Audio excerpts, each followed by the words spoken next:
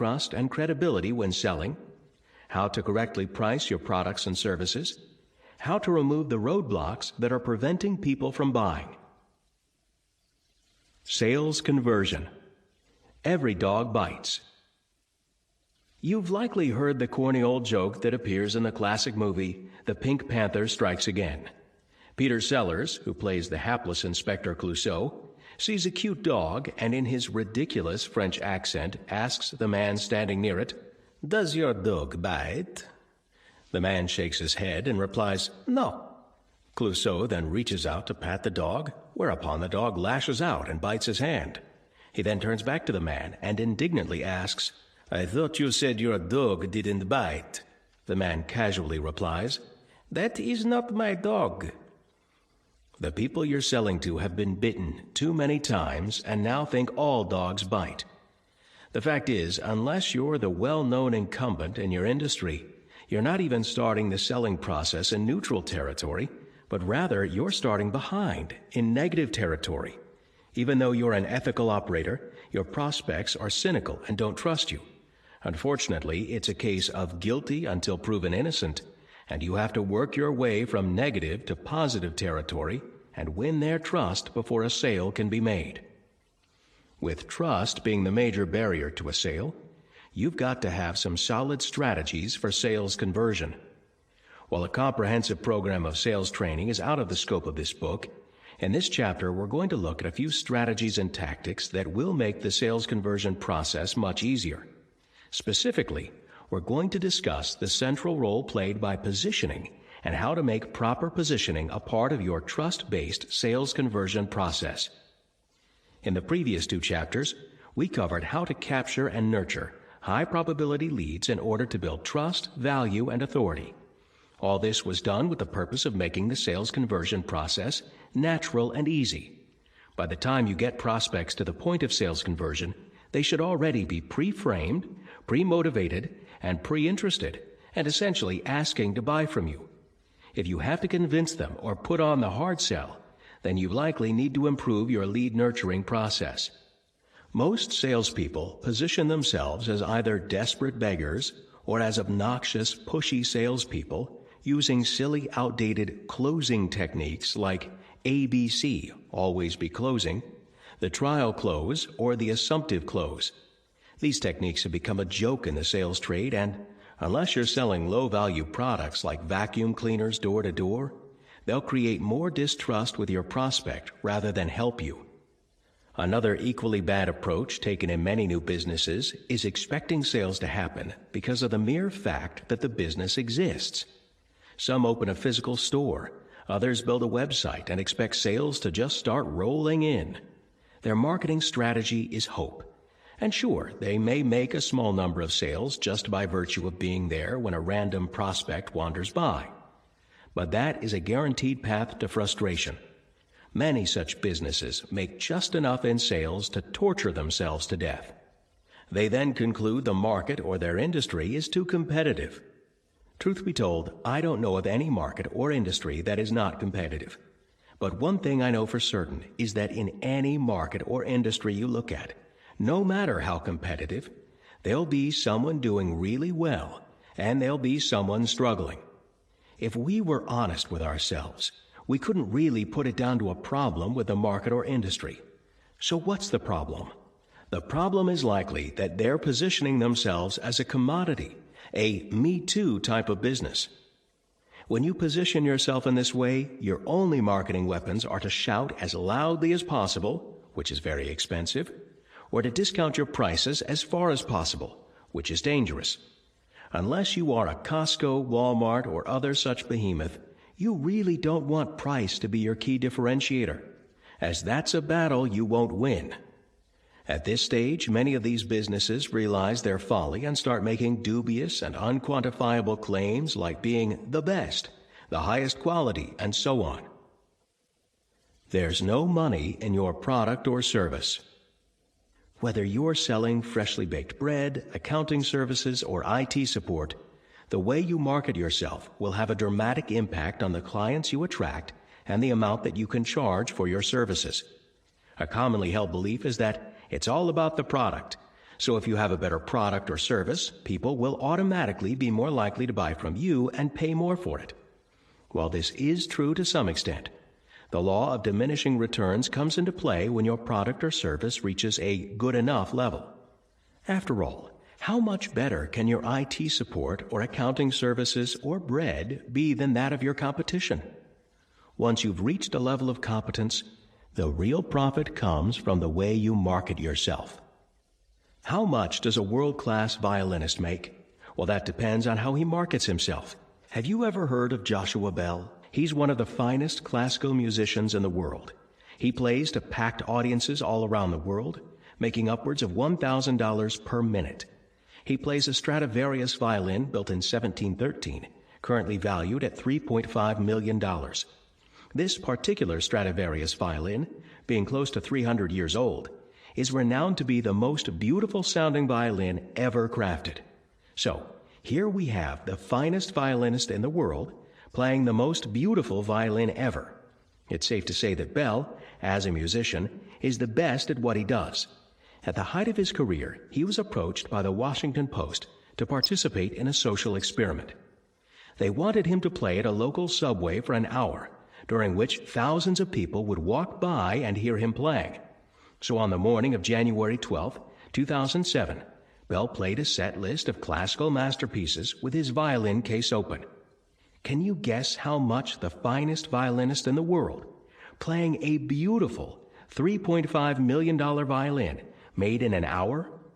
A grand total of $32. To see the video of the Joshua Bell social experiment, visit marketingaudiobook.com. The finest violinist, playing the most beautiful instrument, made a meager $32 from his customers. The same violinist played in a Boston concert hall a few nights earlier, and the audience members paid $100 or more per ticket. During that event, he earned over $60,000 per hour. The same talented musician playing the same music on the same violin, yet in one instance he earns $32 an hour, and in another he earns $60,000 per hour. What made the dramatic difference? In a word, positioning. If you're a professional musician and you position yourself as a subway busker, your customers will treat you as such and pay you accordingly. Conversely, if you position yourself as a professional concert performer, you attract a totally different customer and, once again, get paid accordingly. In other words, people will generally take you at your own appraisal, unless proven otherwise. Of course, you can't cheat by positioning yourself as a professional musician and then show up and be unable to perform at a high level. The same is true regardless of what business you're in. If you've got a quality product or service, what's stopping you from positioning it at a much higher level, offering it at a premium price, and attracting a much higher quality of customer? Resolve to stop positioning yourself as a commodity and competing solely on price. The result to your bottom line will be phenomenal. Transitioning from pest to welcome guest.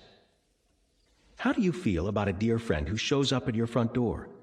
Contrast this with how you feel about a stranger selling door to door who interrupts your dinner or family time. What's the difference?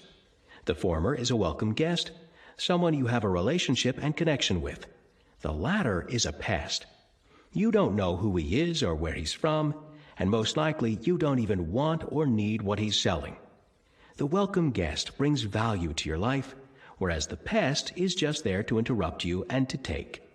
Wouldn't it be great if you could approach a prospect and be treated by them as a welcome guest rather than a pest?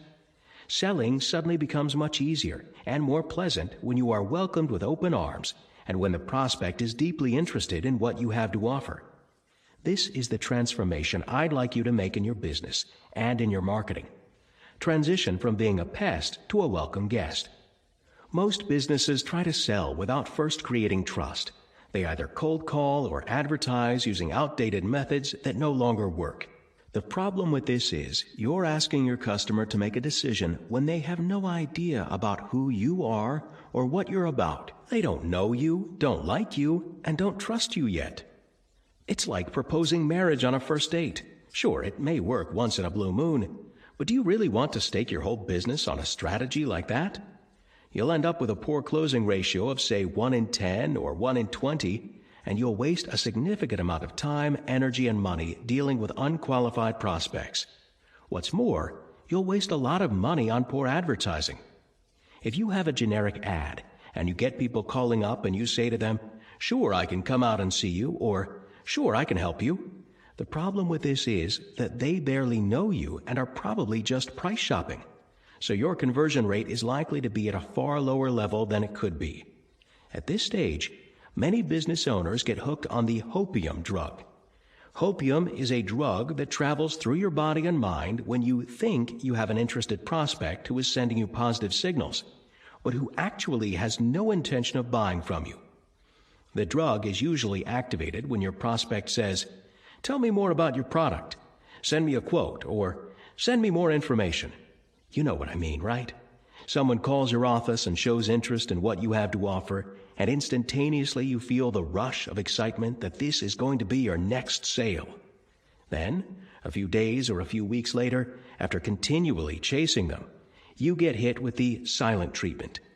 You've had some good conversations, and they've expressed interest in what you have to offer, but all of a sudden, everything goes cold. You try calling them back once or twice. You even send a follow-up email, but nothing. They just disappear. You figure you've somehow lost the sale, and you don't know what you did wrong or what was wrong with your product. It makes selling feel like such a painful and arduous process. Hopium is dangerous because it's not based on the truth of what your prospect is really thinking. The faster you detox from hopium, the sooner you'll stop wasting your selling time chasing prospects who aren't a true fit for your solution. Over the years, prospects have become more and more skeptical. They've been burnt too many times, and they simply don't believe you. So, the problem is you're not even starting at zero. You're starting in negative territory. And the old school close, close, close, sell, sell, sell approach doesn't work the way it used to. Potential clients get their backs up and end up doing nothing because they don't trust you. Instead, you need to move towards the model of educate, educate, educate. With education, you build trust. With education, you position yourself as an expert. With education, you build relationships. With education, you make the selling process easier for both buyer and seller. As discussed in the previous chapter, instead of trying to sell to them straight off the bat, the first thing you do is offer your readers something of value that educates them about a problem they have. A free report, free audio interview, free video, online webinar, and so on are all great educational tools you can use. Delaying the sale accomplishes two things. First, it shows you're willing to give long before you take, which breaks down sales resistance. Second, it presents you as an educator and expert in your field. Think about it. Who would you prefer to buy from? A pushy salesperson salivating for the next commission, or an expert educator who has your interests at heart and wants to help you solve your problem? You must stop selling and start educating, consulting, and advising prospects about the benefits your products and services deliver compared to each and every competitor in your category. Best you listen to that again. It could be worth a fortune to you. Let's face it, no one wants to be seen as a stereotypical salesperson who is pushy and untrustworthy. However, if you think about yourself as a doctor who diagnoses and then prescribes solutions to people's problems, then I'm sure you'll be much more comfortable selling under those circumstances as a trusted, educated, knowledgeable, qualified, confident, capable advisor. And that is exactly who you need to be perceived as in the eyes and mind of your prospects, as someone who educates them and solves their problems. This would be a good time to share with you my definition of an entrepreneur: someone who solves people's problems at a profit. Bottom line, don't let them think you are in sales for 1 second. The best way to do all this is consultative advisory selling using a nurturing system. More on that shortly. You must see yourself as an agent of change, a creator of great value, benefit, and advantage in the lives of your customers and prospects. Become the expert in your category or industry. Quite honestly, everybody is trying to be an expert. It's just their marketing sucks. The coffee shop is trying to make the best coffee. It just sucks at marketing that fact. Consultative advisory selling is the most cost-effective, the most enduring, the most impactful, and the most powerful marketing strategy a business owner could ever devise. The balance of power is now in your hands. As long as you choose to consult, advise, and educate prospects or clients about the benefit that your product brings to them. It's the only way to take the power back from the buyer in the chaotic world we live in today. So, stop selling and start educating and advising. Your clients will appreciate you more, and so will your bank manager. Manufacturing trust. Ask most people, and they'll tell you they despise dealing with large, dumb companies. Poor service, indifferent staff, and out-of-touch management are hallmarks of large companies. Yet, for some reason, we keep dealing with them despite knowing that there are probably much better options out there. One of the biggest reasons behind this is a comfort, that while the experience may not be great, it likely won't be horrible. As the saying goes, better the devil you know than the devil you don't. Fly-by-night operators and snake oil salesmen have made many people distrust small businesses by default. People know that while a large company might not give the very best service, they are unlikely to be outright scammed by them. If you run a small business, that puts you at an immediate disadvantage. A customer doing in-depth due diligence on you may conclude that you are trustworthy and provide great service, but the vast majority of customers won't go to that effort. They will often take a cursory glance and judge you by your cover. That's why it's increasingly important to present your business in a way that conveys trust and confidence. The strategic use of technology is one way that you can level the playing field. In times not so long ago, access to business technology tools was cost prohibitive for small businesses, and hence was the domain of large companies. The Internet, software as a service, SaaS, and cloud computing have leveled the playing field. A famous cartoon published in The New Yorker depicts a dog sitting at a computer and is captioned, "On the Internet, nobody knows you're a dog."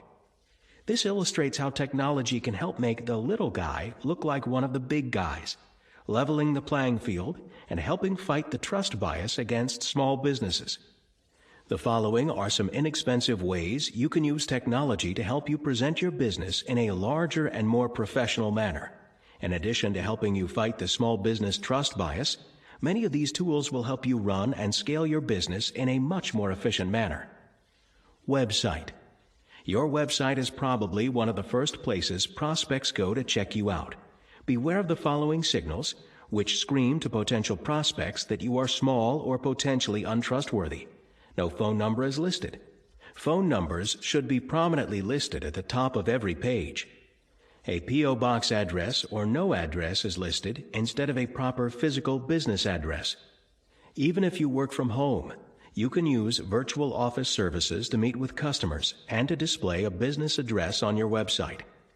There is no privacy policy and/or terms of use. Templates for these are widely available.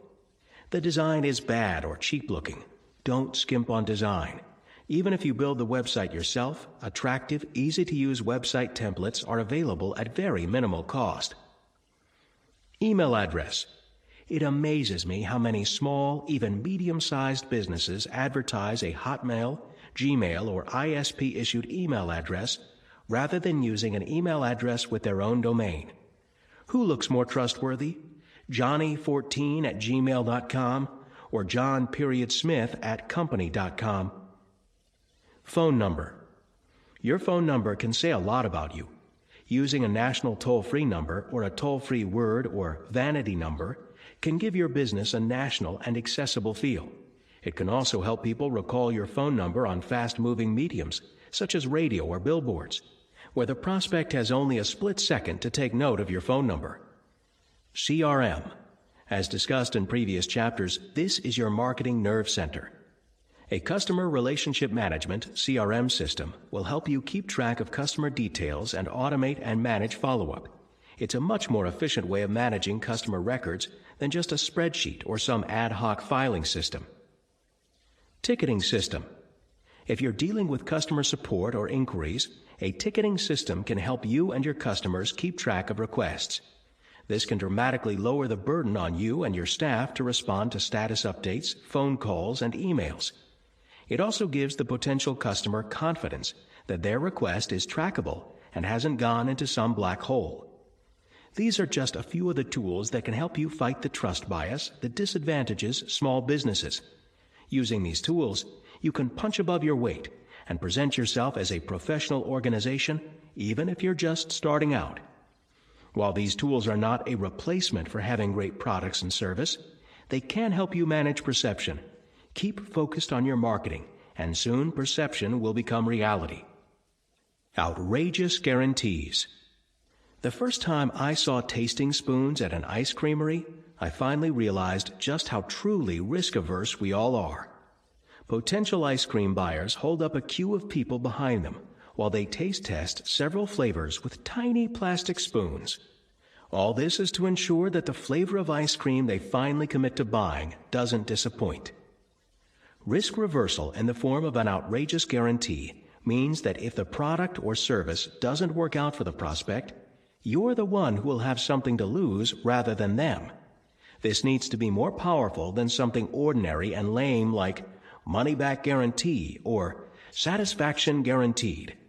By having something to lose if it doesn't work out, you have an easier path to the sale, and you'll much more easily avoid alarm bells set off in your prospect's brain.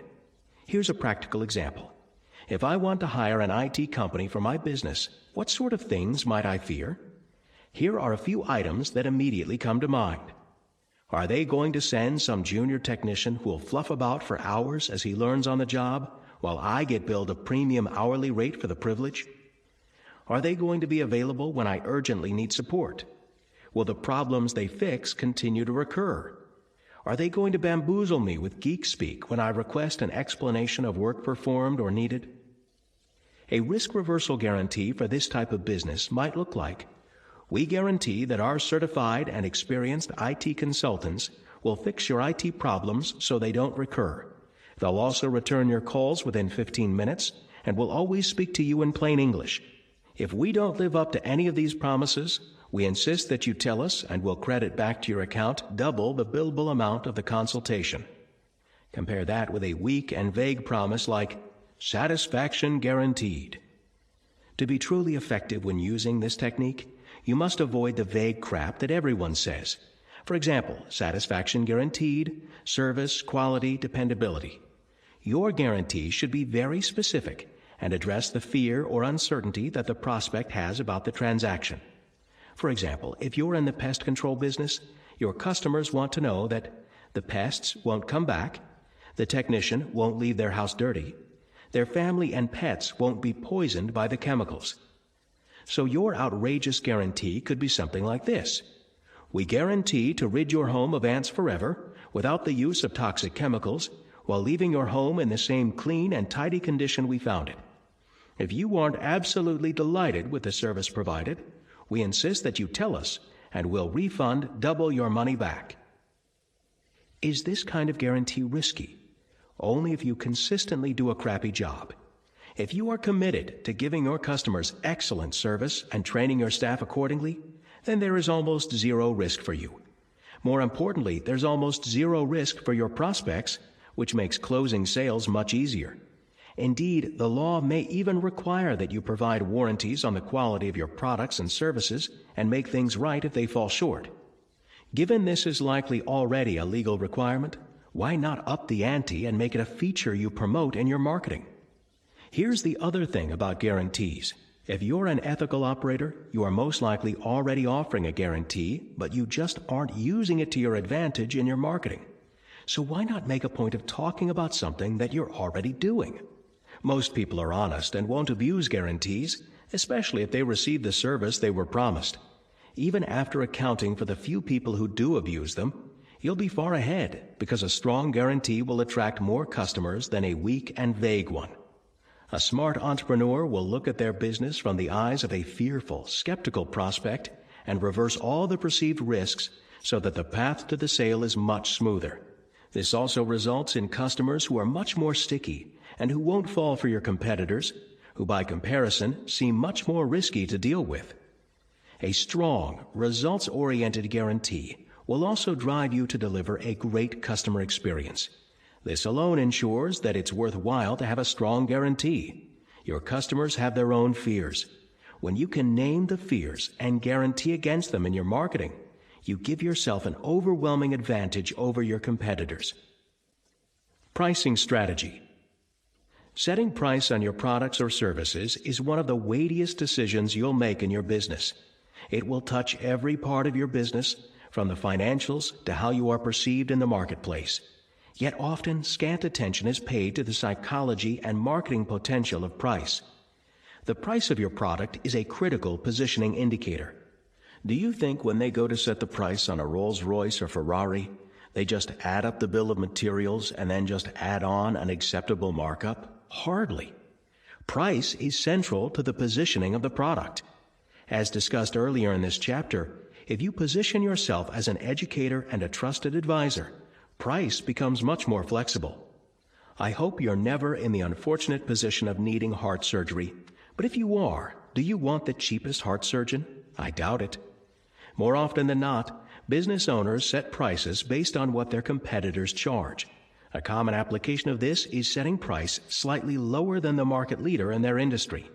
Another common way that price is set is to just take the cost price and add what feels like an acceptable markup. Both of these are acceptable starting points. However, if you aren't thinking about the marketing or the psychological implications of price, then you are likely leaving huge sums of money on the table. Number of options. Regardless of industry, most products or services offer multiple flavors or variants of the primary offering. Henry Ford famously offered his customers the Model T in any color that he wants so long as it is black. While it may seem backward by today's expectations of infinite choice and expressions of individuality through ever-increasing personalization, the great industrialist does bring up an issue that is relevant to all entrepreneurs. How much choice should we offer? Conventional wisdom would have you believe that the more choice you offer, the more sales you will make. However, this has been proven totally false time and time again. There is a famous study by a professor of business at Columbia University that illustrates this point well. In a California gourmet market, Professor Iyengar and her research assistants set up a booth of samples of jam. Every few hours, they switched between a selection of 24 flavors of jam to only 6 flavors. On average, customers tasted 2 jam flavors, regardless of the size of the assortment. Here's the interesting part. 60% of customers were drawn to the large assortment, while only 40% stopped by the small one. But 30% of the people who had sampled from the small assortment decided to buy, while only 3% of those confronted with a large assortment of flavors purchased a jar. The conclusion? Offering too much choice can actually prevent sales. The psychology behind this finding is that people get caught like a deer in the headlights. Fear of making a suboptimal choice prevents them from making any choice at all. If you look at Apple and their wildly successful products, you'll see they are usually offered in only 2 or 3 variations each. This seems to be the happy medium between too few options and the brain overload that is caused by too many options. Along these lines, a pricing strategy that I've seen work very well is offering a standard and premium variation of a service or product. The premium version is priced at about 50% above the standard, but offers twice or more value than the standard variation. When using this strategy, it's important to make sure that you are genuinely offering much more value with the premium than you are with the standard. This strategy works extremely well in cases where the incremental cost of delivering the premium is relatively low, because the price differential ends up as pure profit on your bottom line. Reverse risk with unlimited. Most people are extremely risk-averse. They fear being stung by unexpected charges, whether related to data usage, medical costs, or consulting fees. As we previously discussed, if you can remove this risk for them, you greatly increase the opportunity for a sale.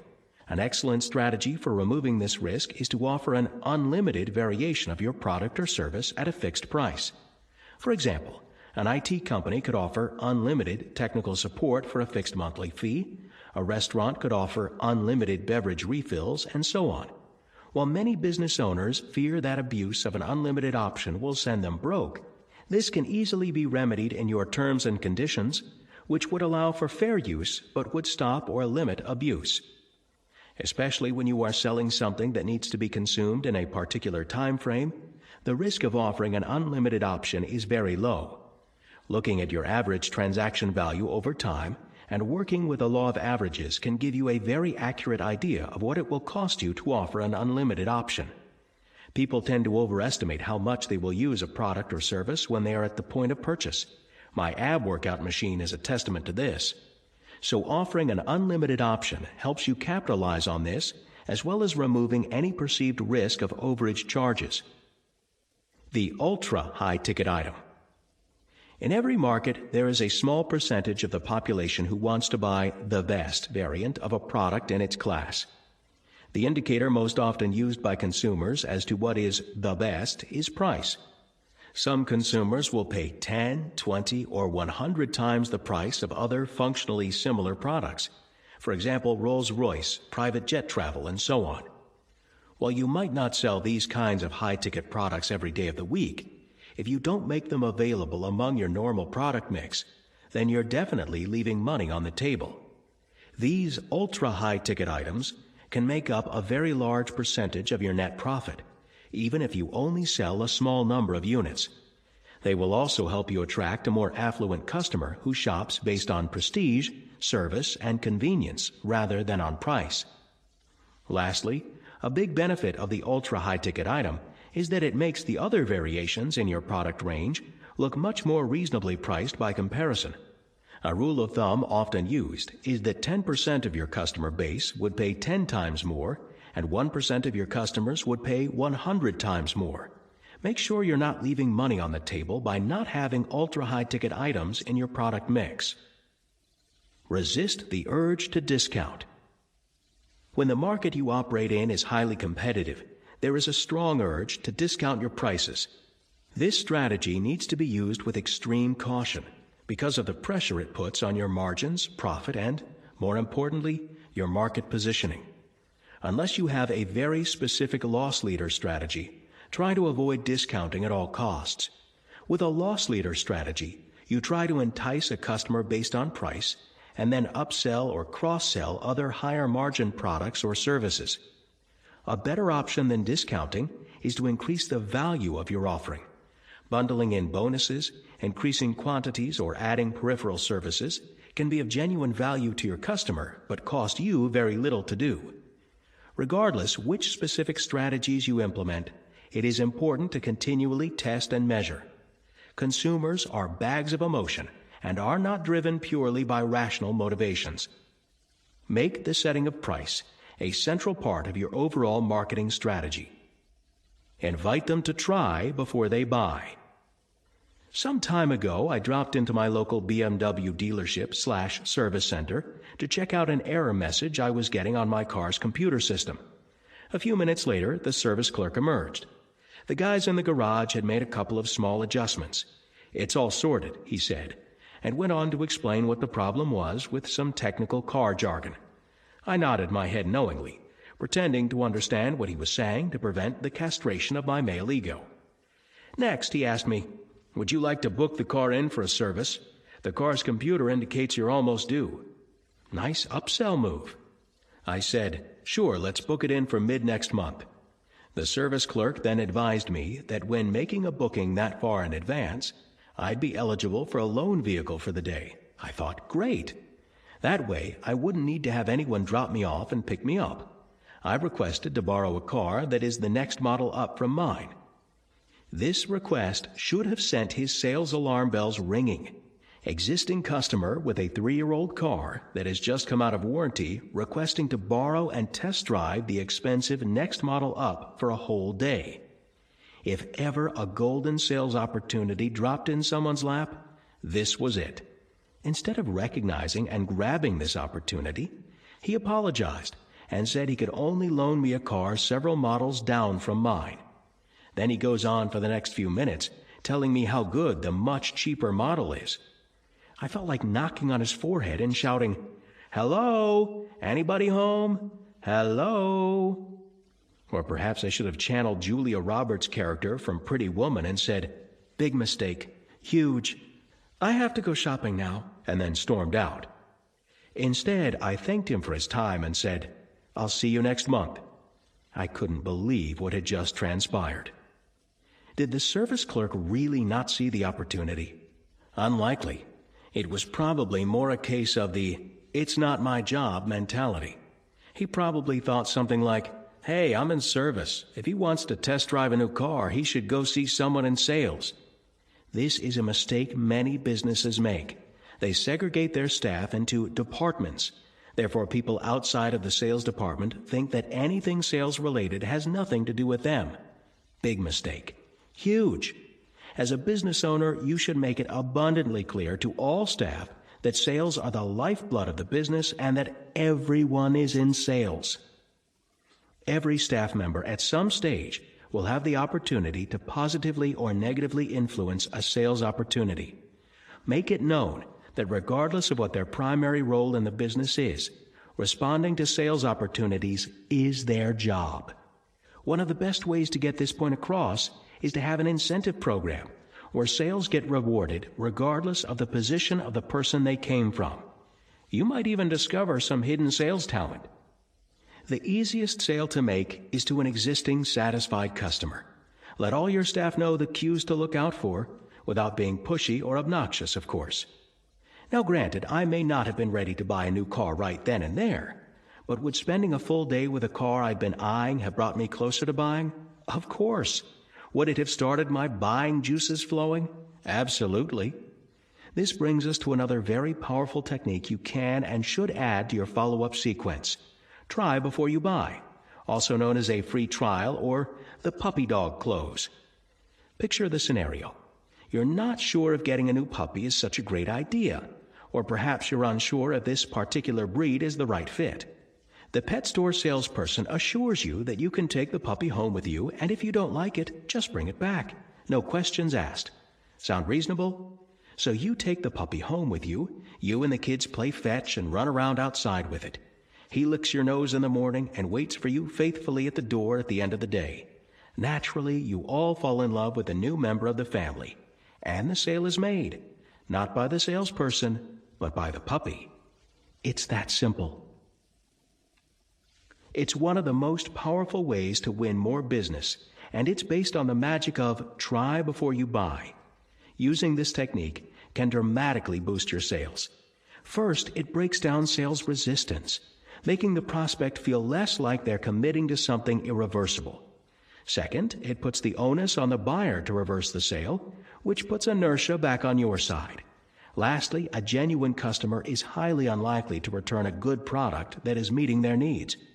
Implement the everyone's in sales mindset in your business and couple it with a try before you buy offer, and you'll see dramatically better conversion rates. Close down your sales prevention department. It never ceases to amaze me how many businesses, large and small, make it difficult to buy from them. It's almost like they have a sales prevention department whose job is making the buying process a painful experience. Leave the red tape, lengthy forms, and inflexible rules for government departments. Your job is to make it easy for customers to buy from you. Signs that say cash only or $10 minimum for credit cards or we don't accept Amex are the sales prevention department at work. These businesses may be saving money on merchant fees, but are almost certainly losing far more in terms of lost sales, lost customers, and lost goodwill. They're stepping over dollars to pick up pennies. You need to offer your customers their preferred payment method, not yours. Also, don't punish customers for using their preferred payment method by adding a surcharge. Rather, factor merchant fees into your general pricing or absorb them. If your margins are so thin that you can't afford to factor merchant fees into your general pricing, then you have some far bigger problems to solve than just merchant fees. As mentioned in Chapter 2, another strategy for increasing your conversions is to offer a payment plan or finance for your high-ticket items. This can mean the difference between a sale and no sale. First, people often think of both their income and expenses on a monthly basis. Second, people are far less attached to future money than present money. Present money is usually already spent. If you can present your offer in easy, bite-sized monthly chunks or a future obligation, Rather than a big lump sum, this will dramatically increase conversions.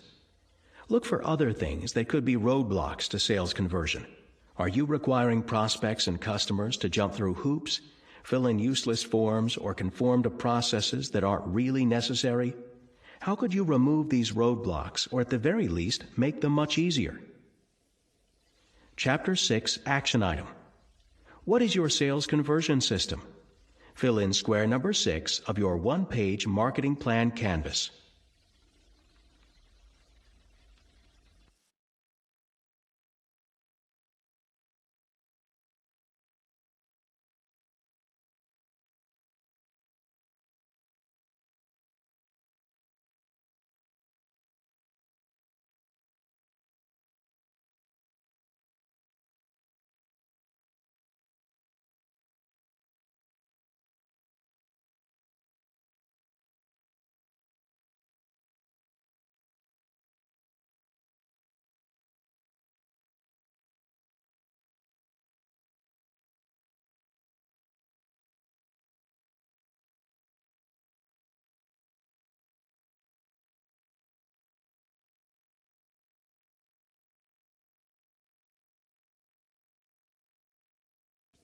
Act 3.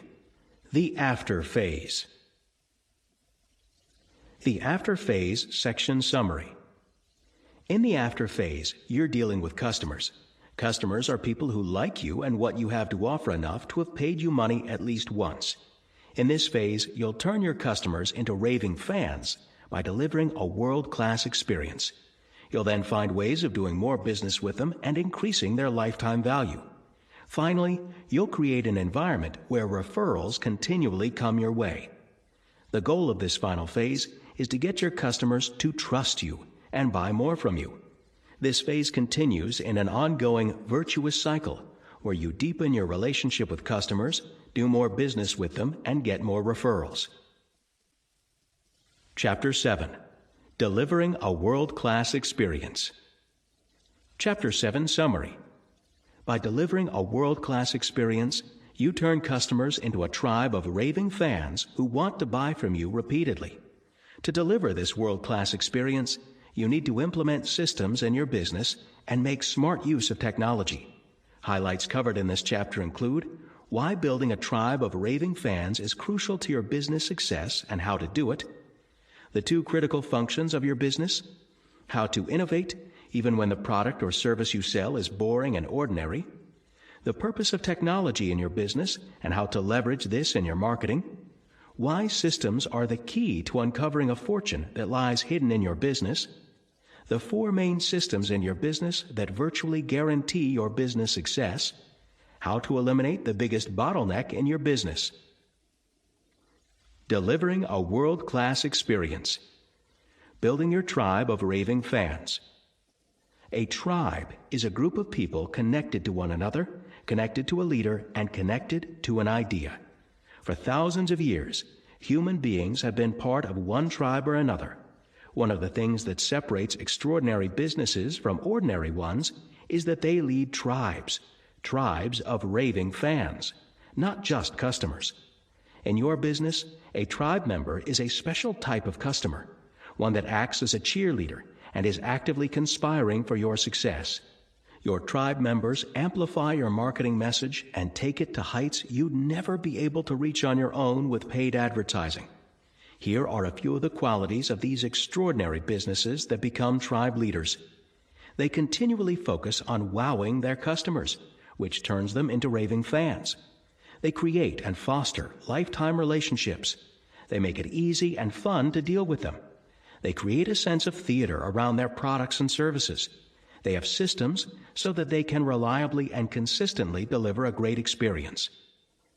In this chapter, we're going to look at some strategies for turning customers into raving fans who trust you, refer you, and can't wait to do more business with you.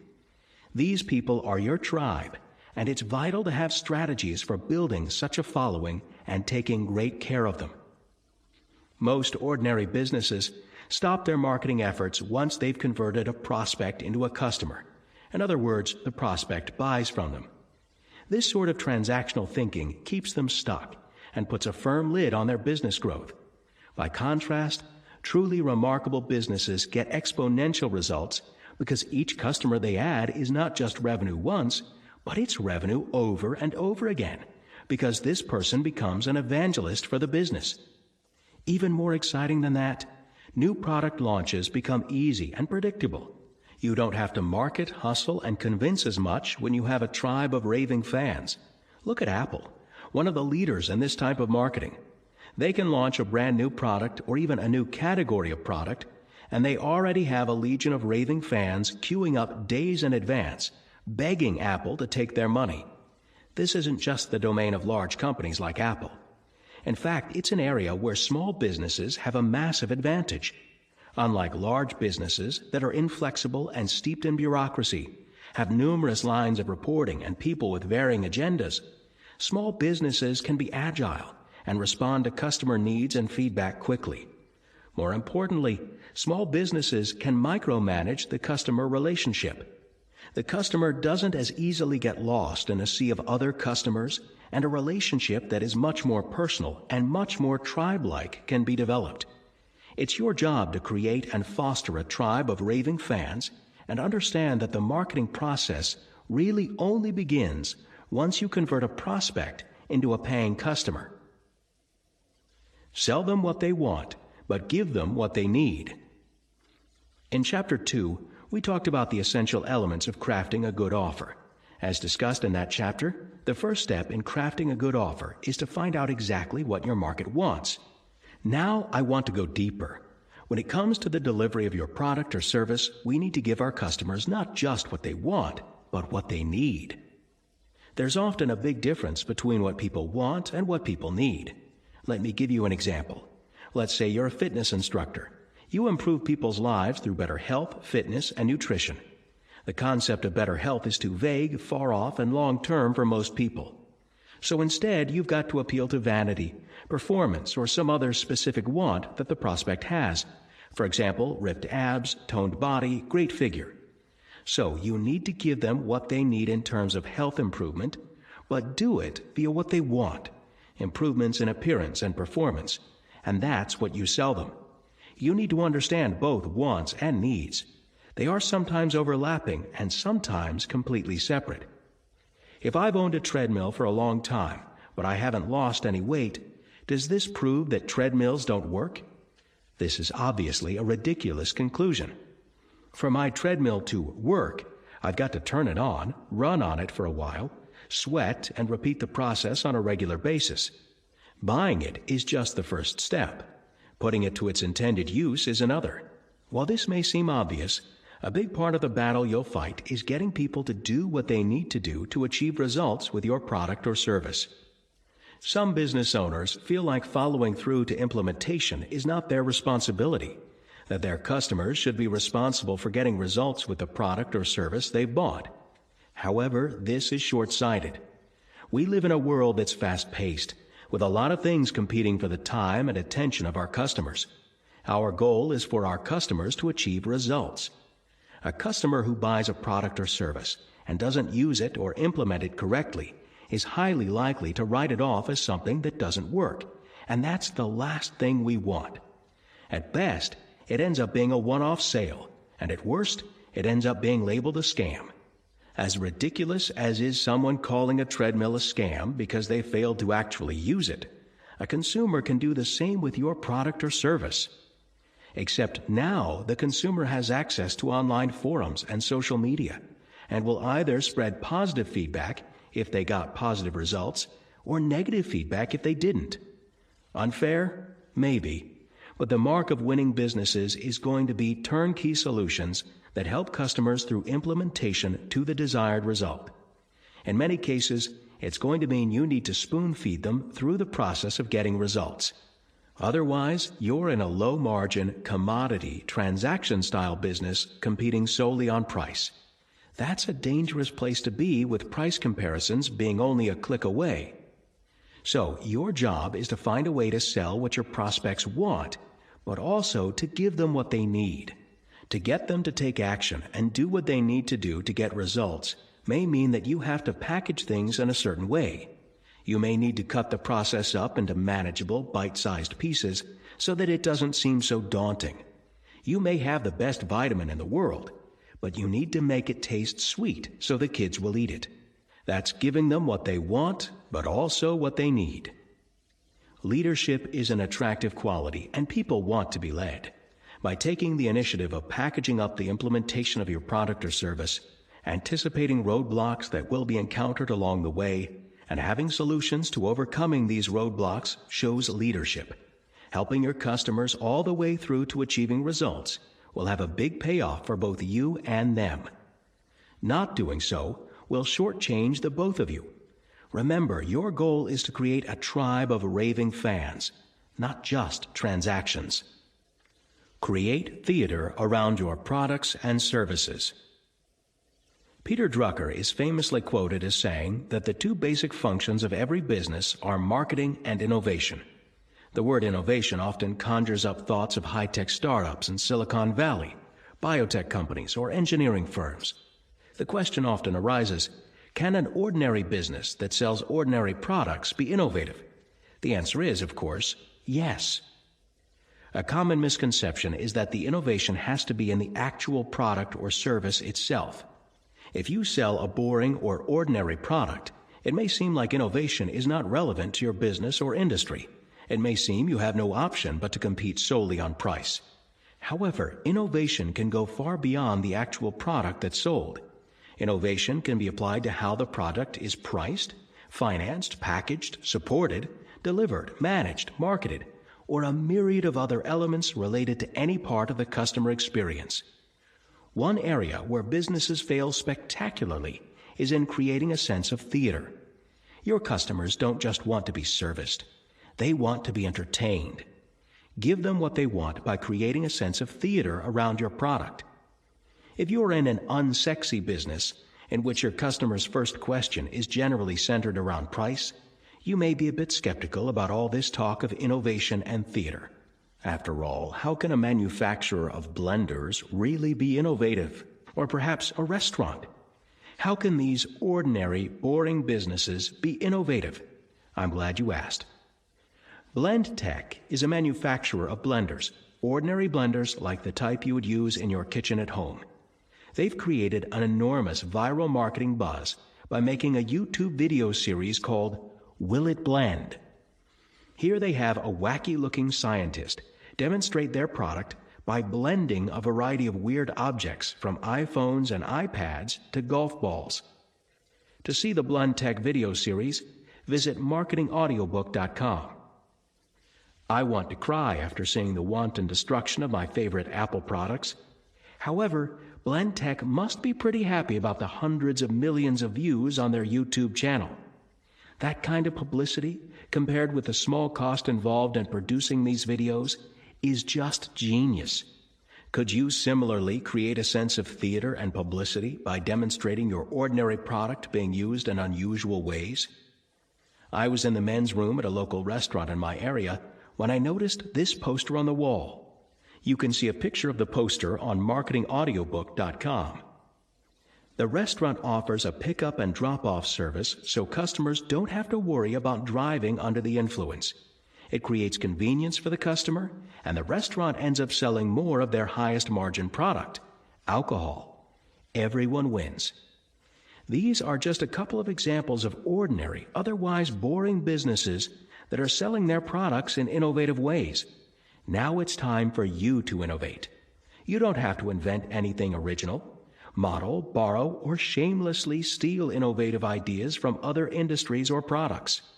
Do anything other than stay a boring commodity, which forces you to compete solely on price. Use technology to reduce friction. My wife and I were recently dining at one of our favorite restaurants. The food there is great, the staff are courteous and helpful, and the location is spectacular, right on the beach. On a cold night, they have a wood fireplace going, which really adds to the atmosphere. We've been dining there for about a year, ever since we moved to the area. As I went to pay for the meal, I looked over and, sure enough, it was still there. A tattered, handwritten sign near the credit card terminal that said, "Sorry, our credit card machine doesn't work with pins. Please sign instead. Apologies for the inconvenience." I marveled at how such a high-end restaurant that has got so much right has got this one fundamental thing wrong. As a business owner, if there's one part of interacting with my customers that I want to be as smooth and frictionless as possible, it's the part where I get paid.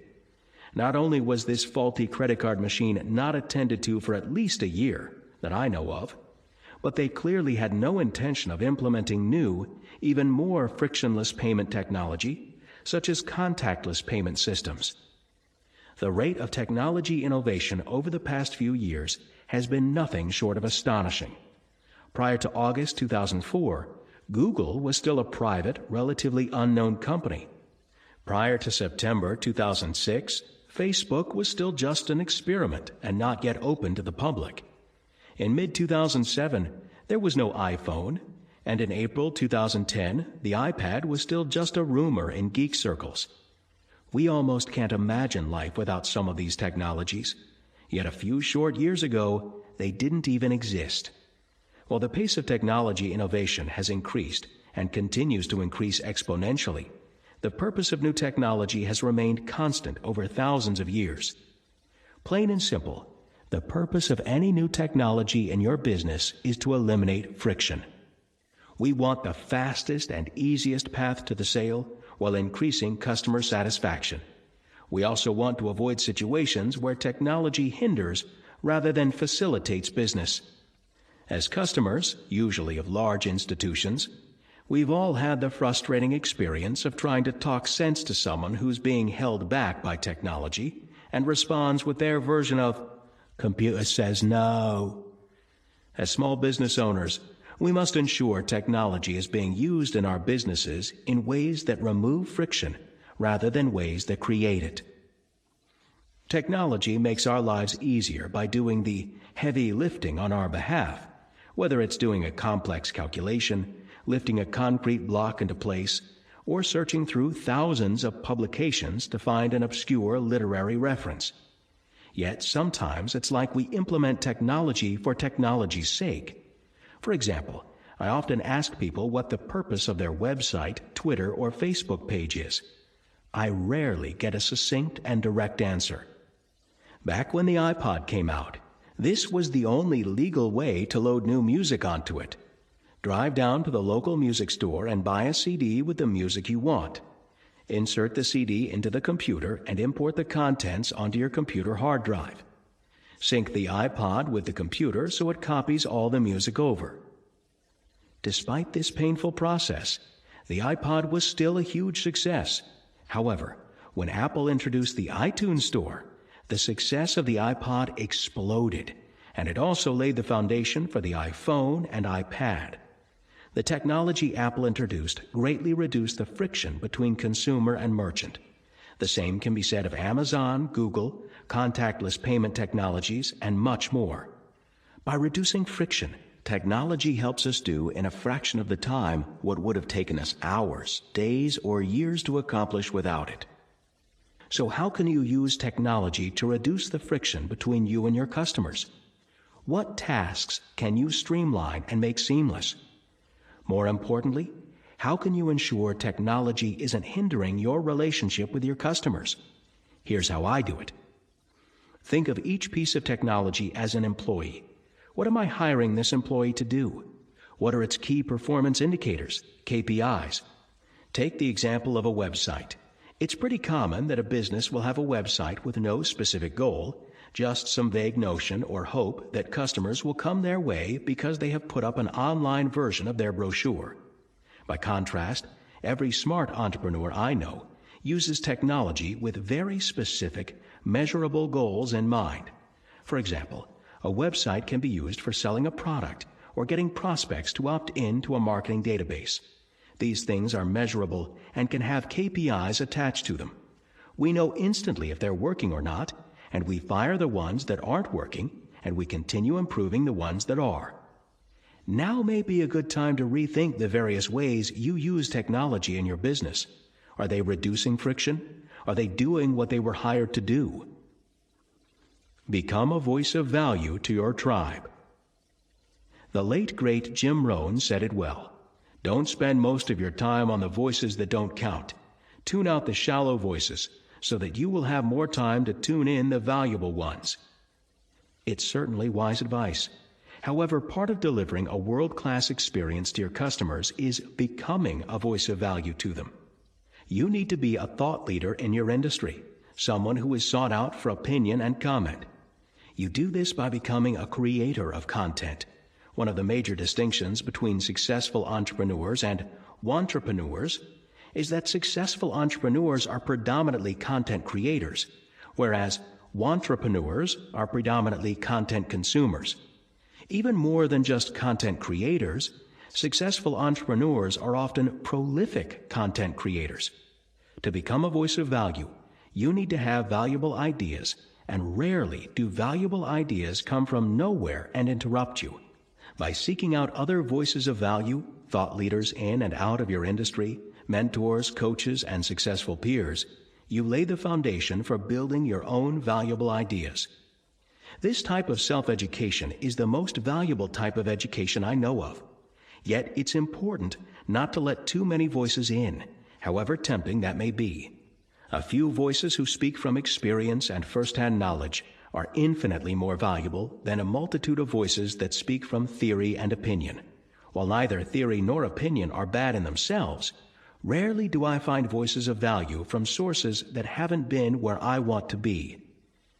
The days of high-pressure selling tactics are fast coming to an end, if they haven't already. In an age in which everyone is connected and everyone has access to almost all the available information, the most valuable commodity is reputation.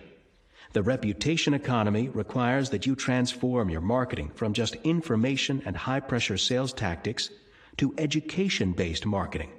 As we've discussed throughout this book, the point of education marketing is twofold. Firstly, it's about positioning yourself as an authority in your target market. Everyone wants to hear from an authoritative source.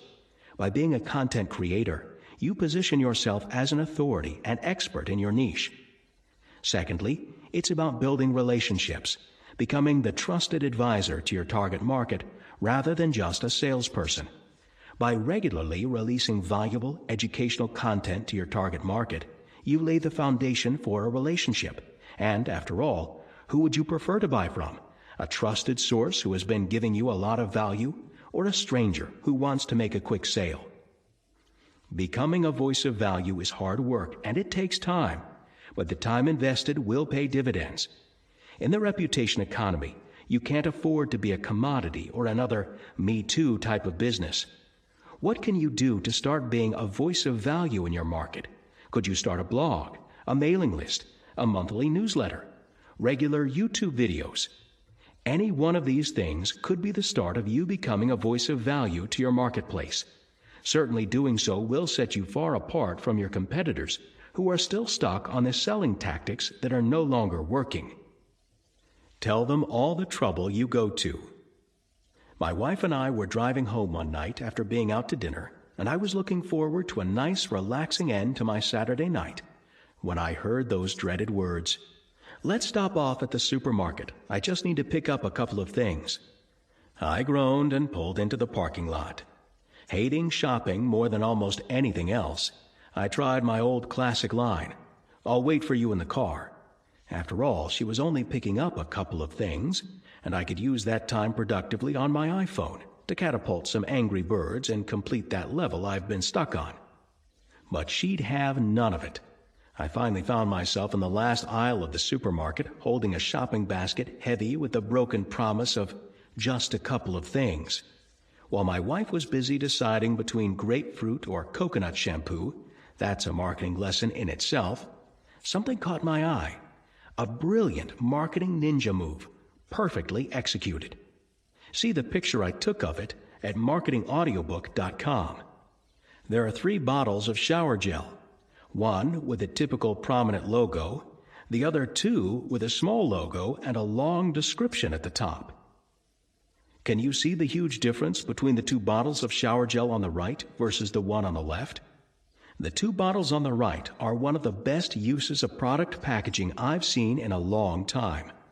The one on the left is boring, safe, and almost indistinguishable from the 100 other bottles on the shelf. It takes a long time to pour a full glass of Guinness.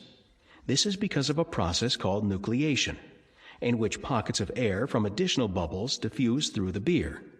While this is now appreciated, originally there was a lot of negative consumer opinion about the length of time required to correctly pour a pint of Guinness from the tap. During the mid-1990s, Guinness turned all this around with a marketing campaign that sold this negative attribute as a positive feature. Essentially, they started telling people how much effort went into pouring the perfect beer. They emphasized this by saying, "It takes 119.5 seconds to pour the perfect pint," and "Good things come to those who wait." Here's the lesson. Tell your audience about all the effort that goes into delivering your product or service. In your sales copy and even in your packaging, give them the details of how you painstakingly prepare or manufacture your product. This applies equally if you deliver services. Tell them about your skills, how you acquired them, all the checks and balances you have in place, and how you train your staff. The backstory to your product or service is an absolutely essential part of your marketing. Don't let your efforts and skill go unnoticed. It gives them an assurance that there is substance and quality behind your product. This is especially important if you are pitching a premium product or service. Looking back at my photo of the shower gel, you can see that the backstory here takes up the entire space on the bottle. There isn't even a logo or company name. Very smart and very good use of prime real estate. The fact is, no one cares about your logo, company name, or some dubious claim about being the leader in your industry. They want to know about what your product will do for them, and your backstory is essential to this. So there you have it. I went from being an unwilling participant in a shopping trip to seeing a new twist on a valuable marketing principle. Good things indeed come to those who wait. Products make you money, systems make you a fortune. One of the major things I have always concentrated on in all my businesses is creating systems. After first reading Michael Gerber's book, The E-Myth Revisited, I was hooked. The penny dropped inside the business part of my brain. Good thing, too, because I've done very well out of business systems. Creating systems is one thing that took me from struggling and broke in business to doing well and successfully exiting multiple startups. The most valuable business systems are those which are replicable. If your business relies on a genius or superstar talent at the center of it, then it will be difficult or impossible to replicate. That's one of the reasons investor Warren Buffett only invests in boring businesses, ones he can understand, that deliver a staple product, that have solid management, and that generate a lot of cash. How boring! Among his portfolio, you won't see any high-risk technology startups, highly speculative biotech companies, or concepts you can't understand. These often rely on one or two superstars who would kill the company should they leave.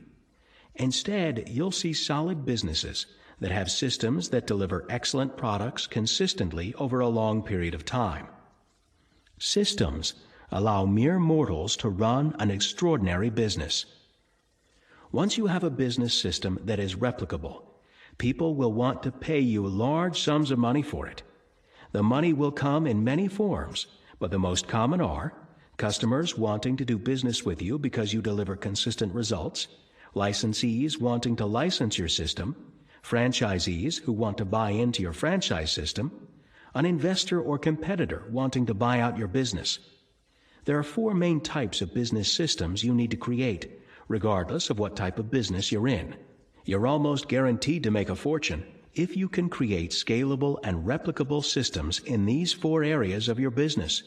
1. Marketing system. Generate a consistent flow of leads into the business. 2. Sales system. Lead nurturing, follow-up, and conversion. 3. Fulfillment system. The actual thing you do in exchange for the customer's money. 4. Administration system. Accounts, reception, human resources, and so on. Support of all the other business functions. Regardless of what business you run, these four functions will be relevant to you.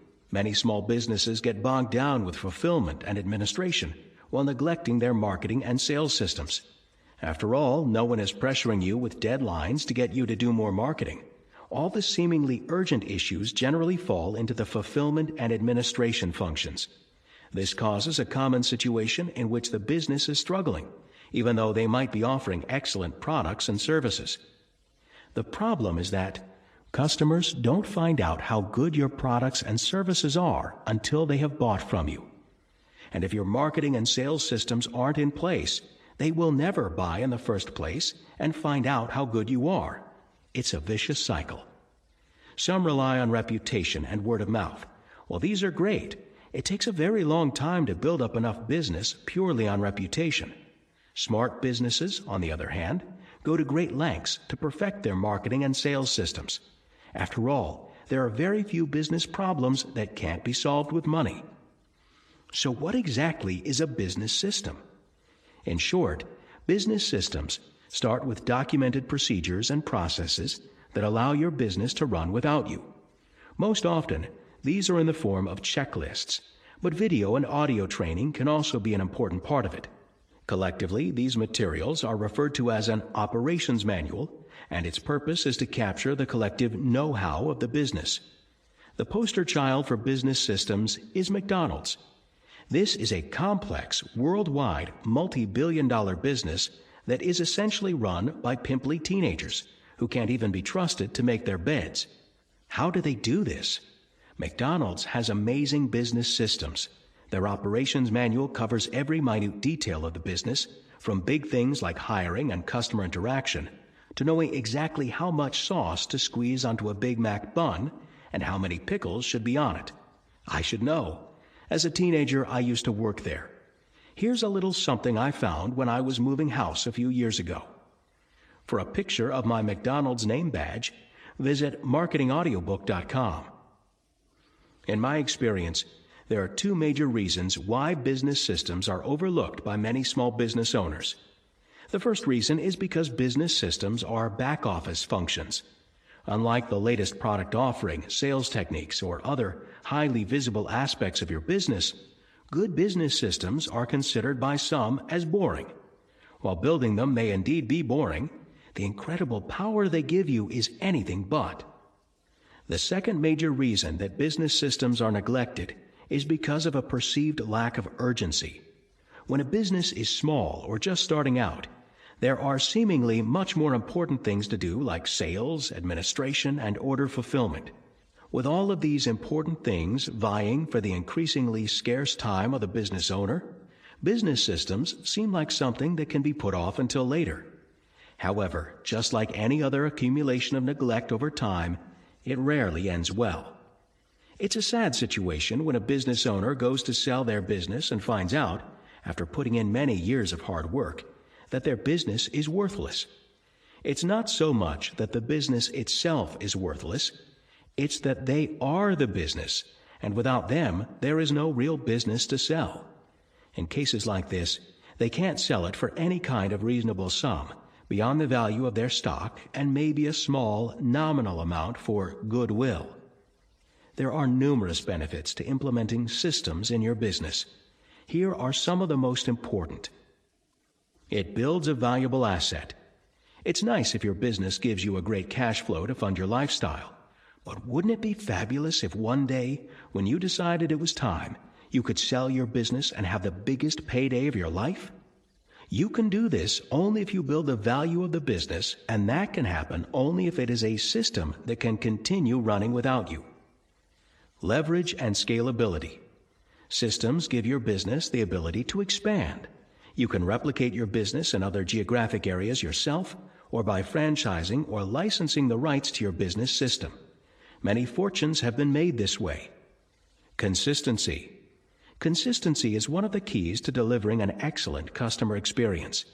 You may not like the food at McDonald's, but one thing you can say about them is that, wherever you go, they deliver a very consistent experience. Lower labor costs. When you and your staff don't have to waste time and effort reinventing the wheel each time, this improves your efficiency and reduces your labor costs. The power of systems, the ability to fire yourself. Let me ask you a question. If you went overseas for 6 months, leaving your business behind, When you came back, would it be in better or worse shape than when you left it? Would you even have a business left to come back to? If you answered in the negative to either of these questions, then it's likely you don't have a business. Rather, you are the business. Many small businesses, especially when they are sole operators or where all the partners work in the business, make the mistake for the reasons outlined above of not thinking about systems. After all, the business is small and the founder or founders perform all roles. Unfortunately, this thought process dooms them to staying small and remaining a prisoner in their business.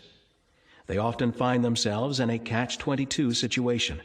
They have no time to work on the business because they are too busy working in the business, and they can't get away from the business because they haven't developed documented systems and processes.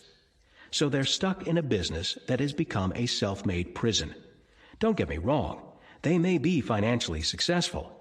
Their business may be thriving with a loyal base of customers, but the problem is they are stuck, shackled to their business. If they were to leave or get sick for an extended period of time, their business would cease to exist. The problem is that all the know-how of the business is stuck in a silo between their ears. The only way out is to make time to create and document these business systems. Thankfully, this daunting process is not that difficult when we break it into chunks. Our goal is to eliminate the biggest bottleneck from your business: you. Even if you're not looking to get out of your business immediately, the day will come when you need to take time off, want to go on to another venture, employ more staff, or even sell your business. When the time comes, you'll be thankful you followed this advice. Your job as an entrepreneur is to be an innovator and a builder of systems. Even if you are a sole operator right now, it's important to think long-term and think big. The first part of the process is to think of your business as being 10 times the size it currently is. If that were the case, what roles would exist? For example, would you have someone taking care of the bookkeeping, someone else in shipping, another person in sales, a marketing person, and so on? You get the idea. If you're a sole operator or a small business, it's not a problem if you currently perform all or most of the roles in your business. But it is a problem if you currently have to perform all the roles in your business. If you are indispensable, you are a bottleneck, and the business will only move as fast as you can. We need to start looking at each role in the business. Now, when I say role, I don't mean person. For example, in a small business, the same person might be both on reception and doing the bookkeeping. Even though one person does both of these roles, they are still two separate roles, and if the business were larger, these two roles would be performed by different people. In an even larger business, a single role might be broken up even further. For example, there might be a separate bookkeeper for accounts payable and accounts receivable. Once you've identified all the different roles in your business, you can start defining what tasks each role performs. For example, what are all the tasks we expect the person performing the bookkeeping role to do?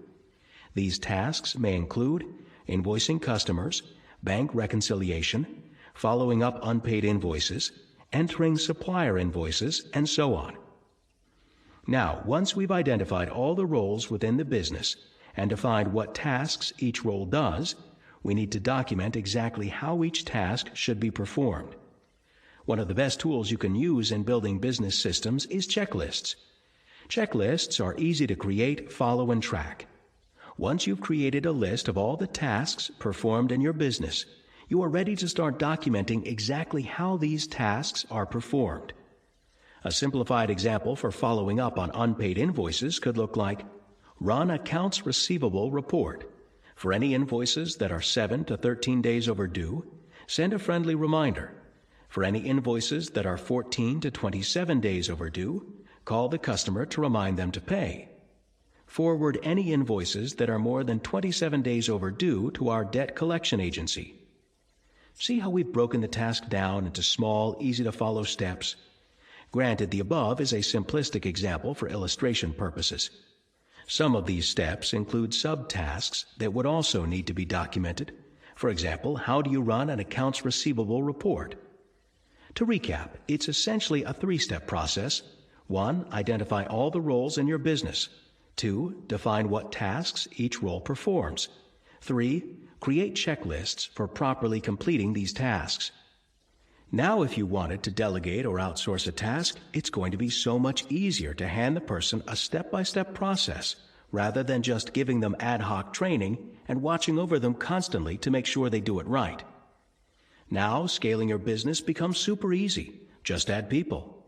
Once you discover the awesome power of systems in your business, you'll never go back to the old way of doing things. As you can see, this process is a way of getting the processes you already have in place documented.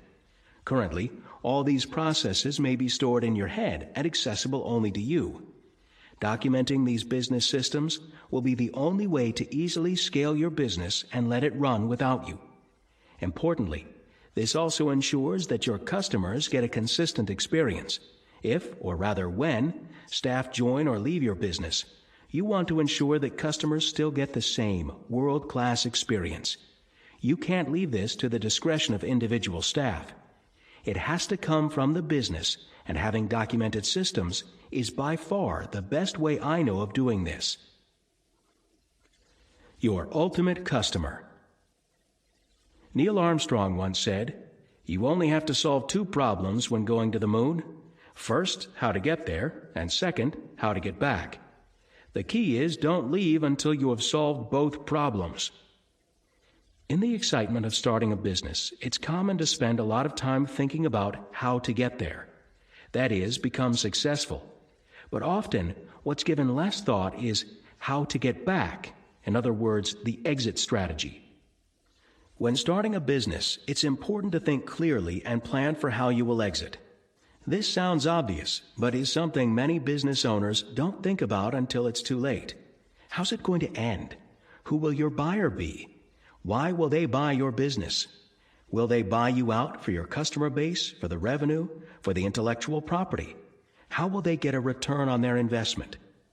Answering some of these questions will help you visualize exactly who your buyer is and why they would buy you. It's crucial to think about these things at the beginning because they will help you shape exactly how you engineer your business and what you focus on. If your goal is to exit a business for $50 million, then everything you do in your business can be framed with the question, will this help me get to $50 million? You'll rarely make as much money running a business as you will selling one. The person or company who puts you out of business is your ultimate customer, and satisfying them will result in the biggest payday you'll ever receive. Countless fortunes have been made this way. Sadly, a very large number of businesses are worthless and eventually just get wound down because the owner wants to or has to move on and has not been able to secure a buyer.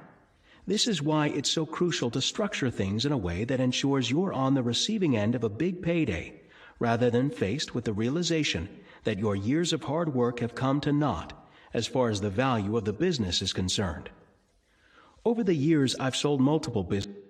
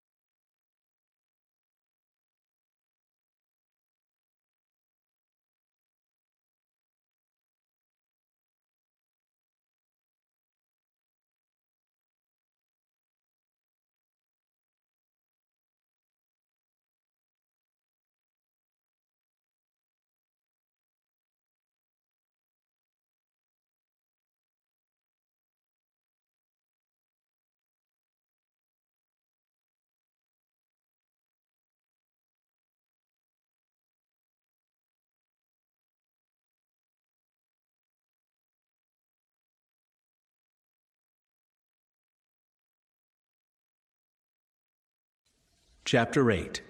Increasing Customer Lifetime Value. Chapter 8 Summary. Increasing the lifetime value of existing customers is where the real money is made.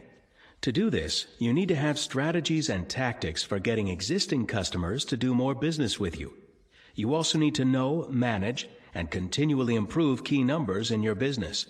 Highlights covered in this chapter include why your existing customer base is a rich diamond mine and how to realize its value, 5 major ways to make more money from existing customers, how to win back lost customers or reactivate customers that haven't bought from you recently, the critical marketing metrics you must know and manage, an example in which slightly improving 3 key numbers generates a 431% improvement to the bottom line, why not all business growth and revenue is good, and how to avoid polluted revenue, the 4 categories of customers in your business, and why you shouldn't treat them equally. Increasing Customer Lifetime Value. Acres of Diamonds. As entrepreneurs, we're often focused on the kill. We're closers, hustlers, and we like the taste of fresh blood in our mouths. That's the sexy stuff that we discussed in detail in the first 6 chapters of this book. It's the front-end offer that brings the new customer through the door. In this chapter, I want to focus on the back end. That's the stuff that makes your existing customers buy more. I know this isn't as sexy as discussing positioning, closing techniques, or cool marketing strategies to get new customers, but trust me, this chapter is where the real money is made. Russell Conwell's classic speech, Acres of Diamonds, is about a man, Ali Hafed, who wanted to find diamonds so badly that he sold his farm, left his family, and went off on a search that took him all over the world. His search was futile and ultimately led to nothing but his own demise. Meanwhile, the new owner of his farm discovered the most magnificent diamond mine in all the history of mankind right there on the farm that he had purchased from Ali Hafed. To hear an audio recording of the speech, Acres of Diamonds, or to read a transcript, visit marketingaudiobook.com. The moral of the story being, dig first on your own property when seeking treasure. I think this applies perfectly to marketing.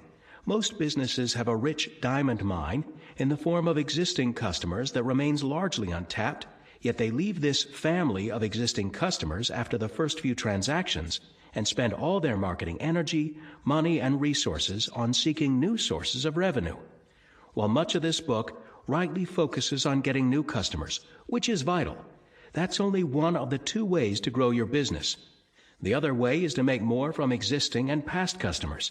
Most businesses, especially if they've been around for a while, are sitting on a veritable diamond mine. Increasing revenue and, more importantly, profit from existing and past customers is far easier than getting new ones. A widely quoted statistic is that a person is 21 times more likely to buy from a business they've bought from in the past compared with one they've never purchased from. That puts you at a huge selling advantage when it comes to your current and past customers. The real profit is in figuring out how to sell more to existing and past customers and increasing their lifetime value. Let's look at 5 major ways to do this. Raising prices. One of the most overlooked ways of increasing the lifetime value of a customer is simply by raising prices. Most businesses fear that raising prices could lead to a customer exodus or backlash of some sort. While it does need to be handled strategically, you'll generally find your customers are far less price sensitive than you imagine. If you're positioning yourself correctly, as discussed in Chapter 6, and delivering a great customer experience, as discussed in the previous chapter, then most customers will happily accept price rises. Depending on how you transact with your customers, some may not even notice. Reverse roles for a moment and think back to your own purchasing habits. How often have you caught yourself just swiping your credit card without even looking at the total, let alone itemizing the whole bill? Personally, I find this is very often the case, especially when it comes to lower value goods and services. Even though I visit my local cafe often, I don't know exactly what they charge for a coffee. Even more importantly, if they raise their prices by 10% or 20%, I'd likely be none the wiser. I'd just swipe my credit card and wait for the coffee to be served. For the owner of the cafe, though, I suspect a 10% or 20% increase to the bottom line would be significant, possibly the difference between struggling and thriving. When was the last time you actually increased your prices? If it's been a while, then it may be time to reassess. Here's the thing. If you hold your prices constant for a long time, in real terms, you're effectively lowering them because inflation makes the same nominal amount of money less valuable over time. Inflation is the sustained increase in the general price level of goods and services over a period of time. Think about the price of milk or bread when you were a kid compared to now. That's inflation at work. By not increasing your prices over a long period of time, you're effectively giving yourself a pay cut. The key to raising your prices in a way that makes it palatable to your clients is giving them a reason why. Explain to them the increases in quality of your product or the increased input costs that you've borne. Explain to them the benefits they've already received from your offering and how they'll benefit from your future innovations. Some percentage of customers may leave you despite your explanation. However, they tend to be the lowest value customers. A customer won on price will be lost on price. If it's done right, the increase in profit gained by raising your prices will outweigh any lost revenue from price-sensitive churners. If you're particularly concerned that your existing customers won't tolerate a price increase, you can try grandfathering. This is where the price increase is only applicable to new customers and existing ones are grandfathered in at the current price level. If you do this, ensure you tell your existing customers what you're doing, as this can reinforce to them what a great deal they're getting and increase their loyalty to you since you're making them feel special. Upselling. Would you like fries with that? Is responsible for hundreds of millions of dollars to McDonald's, and a similar upsell strategy could be worth a fortune to you. Upselling is the bundling of add-ons with the primary product or service being sold. In Robert Cialdini's classic book, Influence, The Psychology of Persuasion, he discusses the contrast principle. The contrast principle comes into play when two different things presented sequentially feel more different than they really are. For example, if you lift a heavy object first, followed by a light one, you'll judge the second object to be lighter than it really is. If your neighbor is having a really loud party all evening, the peace and quiet you suddenly appreciate more when it's over is the contrast principle in effect. The exact same thing applies to price. When prospects buy the primary expensive item first, the suggested add-ons feel comparatively cheap. Men who've shopped for a suit will know exactly what I mean. You get to the counter with the suit you've picked out, expecting to pay the price on the tag. In reality, your shopping journey is just beginning. The sales clerk now starts discussing your shirt requirements. Normally, you might have balked at such expensive shirts, but in contrast to the price of the suit, the shirts seem reasonably priced. 5 shirts later, the sales assistant is complimenting your excellent taste in shirts and helping color-match ties to go with them. When you finally think it's over, out come the socks and belts. When all's said and done, your transaction value has possibly doubled or tripled. 2 things work in your favor with upsells. First, the contrast principle as already discussed. Second, because the prospect was not specifically shopping for your suggested add-ons, they're much less likely to be price sensitive to the item being attached. Both of these factors mean much higher margins for you. While I don't recommend it as a strategy, it's not uncommon for the primary product to have thin margins, with the real profit being in the upsells. Consumer electronics are often sold that way, with a razor-thin margin on the core products, and most of the real profit coming from add-on accessories, like cables, batteries, and the extended warranties. A great way of framing an upsell is to say, most customers who bought X also bought Y. You see this done well in large e-commerce stores like Amazon. People want to participate in social norms. By telling them what normal buying habits are, you tap into the powerful, deep-seated psychological human desire to fit in. Some mistakenly think that when a customer has just bought, they need to be given a break before attempting to sell to them again. Nothing could be further from the truth. When the prospect is hot and heavy and in the buying state of mind, they'll be much more receptive to other offers to buy. This is your opportunity to bundle in a high-margin add-on. It gives the customer a better result, and instantly increases your customer lifetime value. Ascension. Ascension is the process of moving existing customers to your higher priced and hopefully higher margin products and services.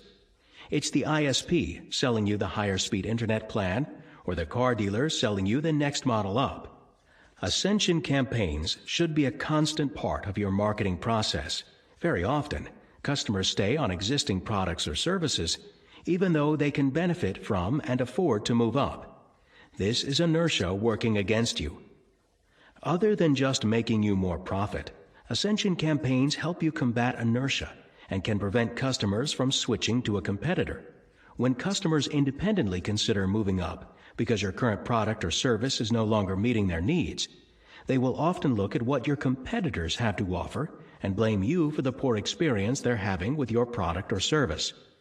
All they see is that the internet service you sold them is frustratingly slow, or the car you sold them has terrible fuel economy. It may well be their fault for choosing that cheap option 3 years ago, but it's your fault and your problem if you lose them because you weren't proactive enough to keep up with their needs. Equally bad is having only one pricing option or only one option for each product or service category. Having only one option means that you're leaving huge sums of money on the table. At minimum, you need to have a standard and a premium option in each category. In Chapter 6, we discuss the importance of also having an ultra-high ticket item among your product mix. These types of offerings can make up a very large percentage of your net profit, even if you only sell a small number of units. They also attract more affluent customers who shop based on prestige, service, and convenience, as opposed to low-value customers who tend to be price shoppers. As mentioned in Chapter 6, a general rule of thumb is that about 10% of your customers would pay you 10 times more, and 1% of your customers would pay you 100 times more. Having only a single option leaves an enormous amount of money on the table. Ultra-high ticket items also help you benefit from Cialdini's contrast principle. Your less affluent clients will see your standard products and services as being much more reasonably priced by comparison, while perhaps retaining many of the core features and benefits of the ultra-high ticket item. Lastly, high-ticket options give clients an upgrade path, something to aspire to. People always want what they can't have, and having ultra-high ticket items in your suite of products and services can keep alive their desire to buy from you in a future when they're in a better position to do so. Frequency. Increasing the frequency with which your customers buy from you is another solid strategy for increasing lifetime value. There are many strategies for doing so, but here are a few of my favorites. Reminders. People live busy lives. They don't always remember to do things in a timely manner, even when it's of benefit to them. Send reminders by post, email, or SMS to remind them to do business with you again. The sending of regular reminders can be fully automated, so take advantage of technology to do some of the heavy lifting for you. Some worry about seeming too pushy. However, if you sell something of value that benefits your customers, then you do them a great disservice by not selling to them regularly enough. Great candidates for reminder notices are products and services whose benefit or usefulness expires over time. Examples include car servicing, massages, ink cartridges, pet vaccinations, and much more. What if you sell a product or service that has a longer lifespan? For example, real estate, cars, or financial planning, and you don't really know when the customer might be likely to buy again. We covered this in Chapter 5. Keep in touch and continue building and developing a relationship through your nurturing system. It could be as simply as a monthly postcard or newsletter.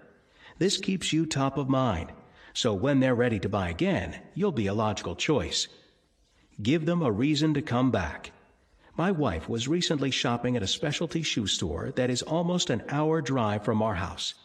When she paid for her purchase, she was given a voucher worth $30 for every $100 she spent.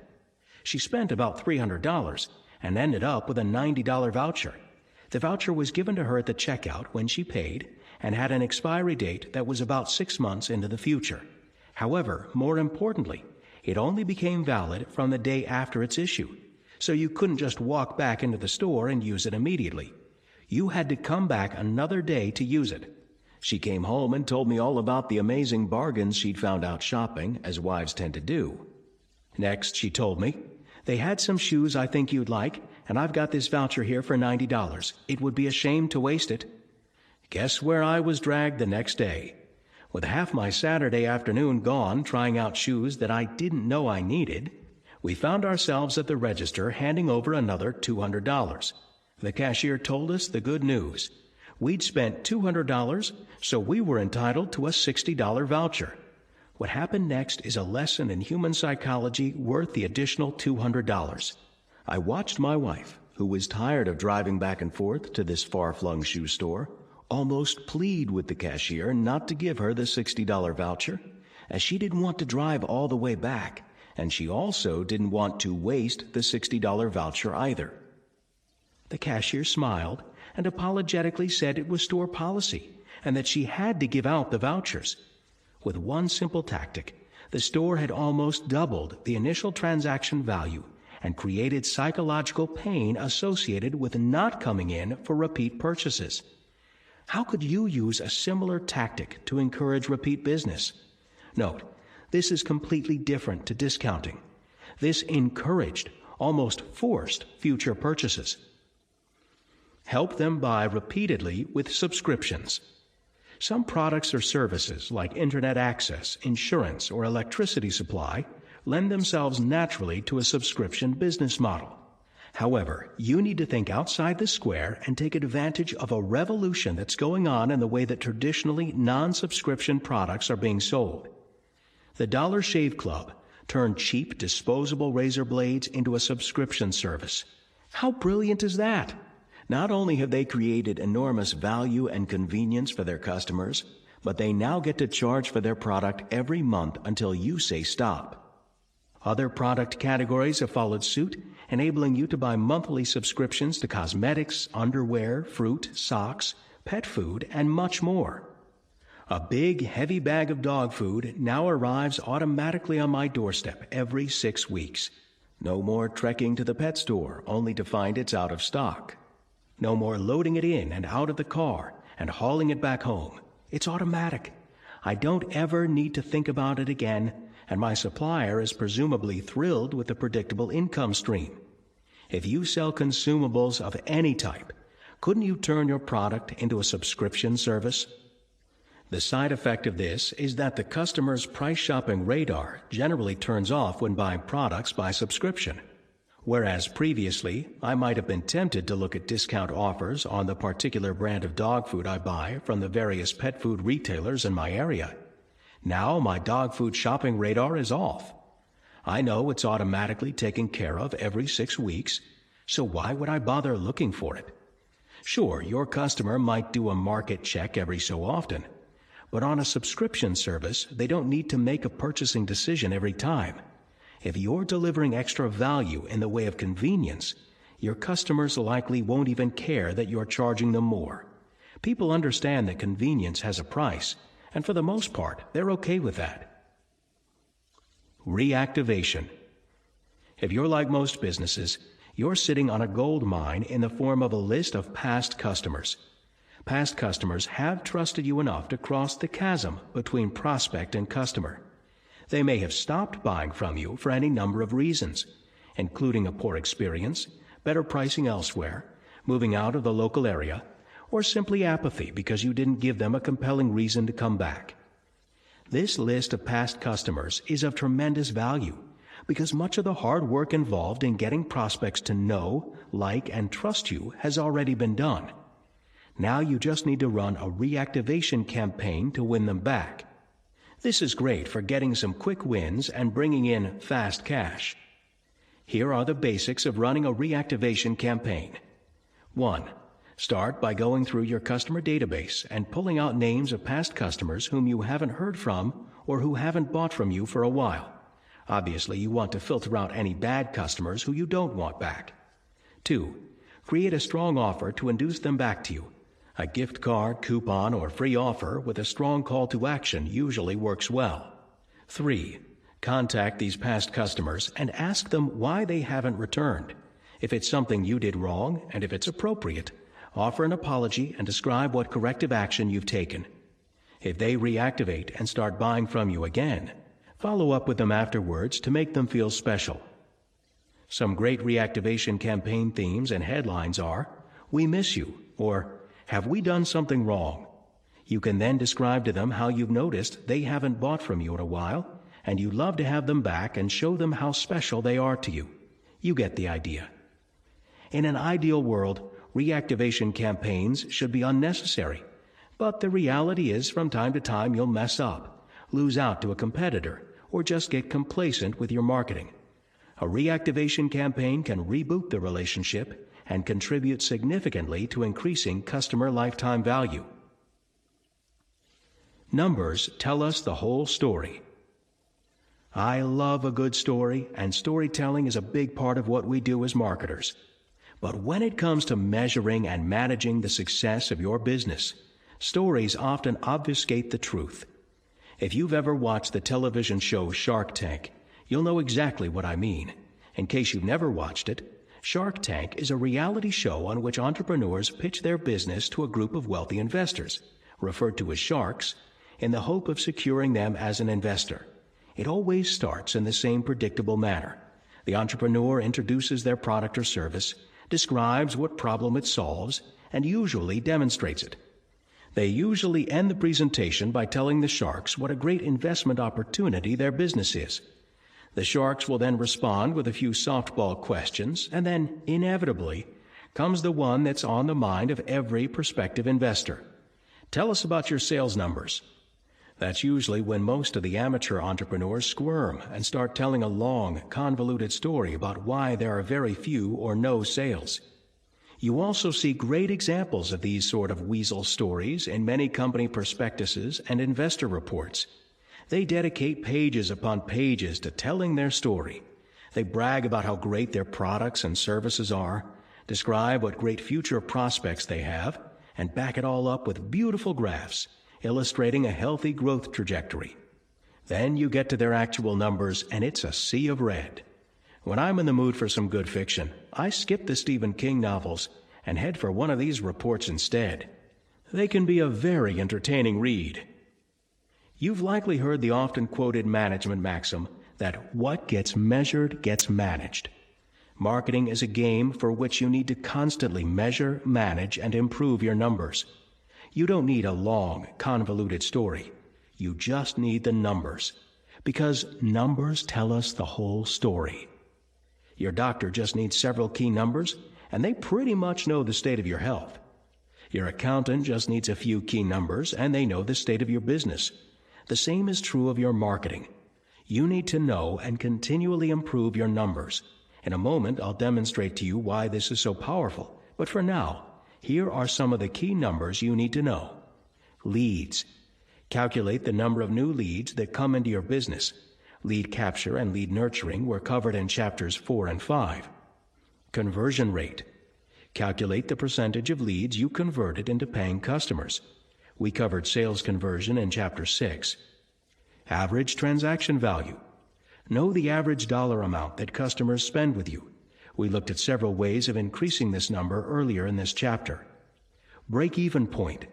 Identify the dollar amount you need to make to keep your doors open.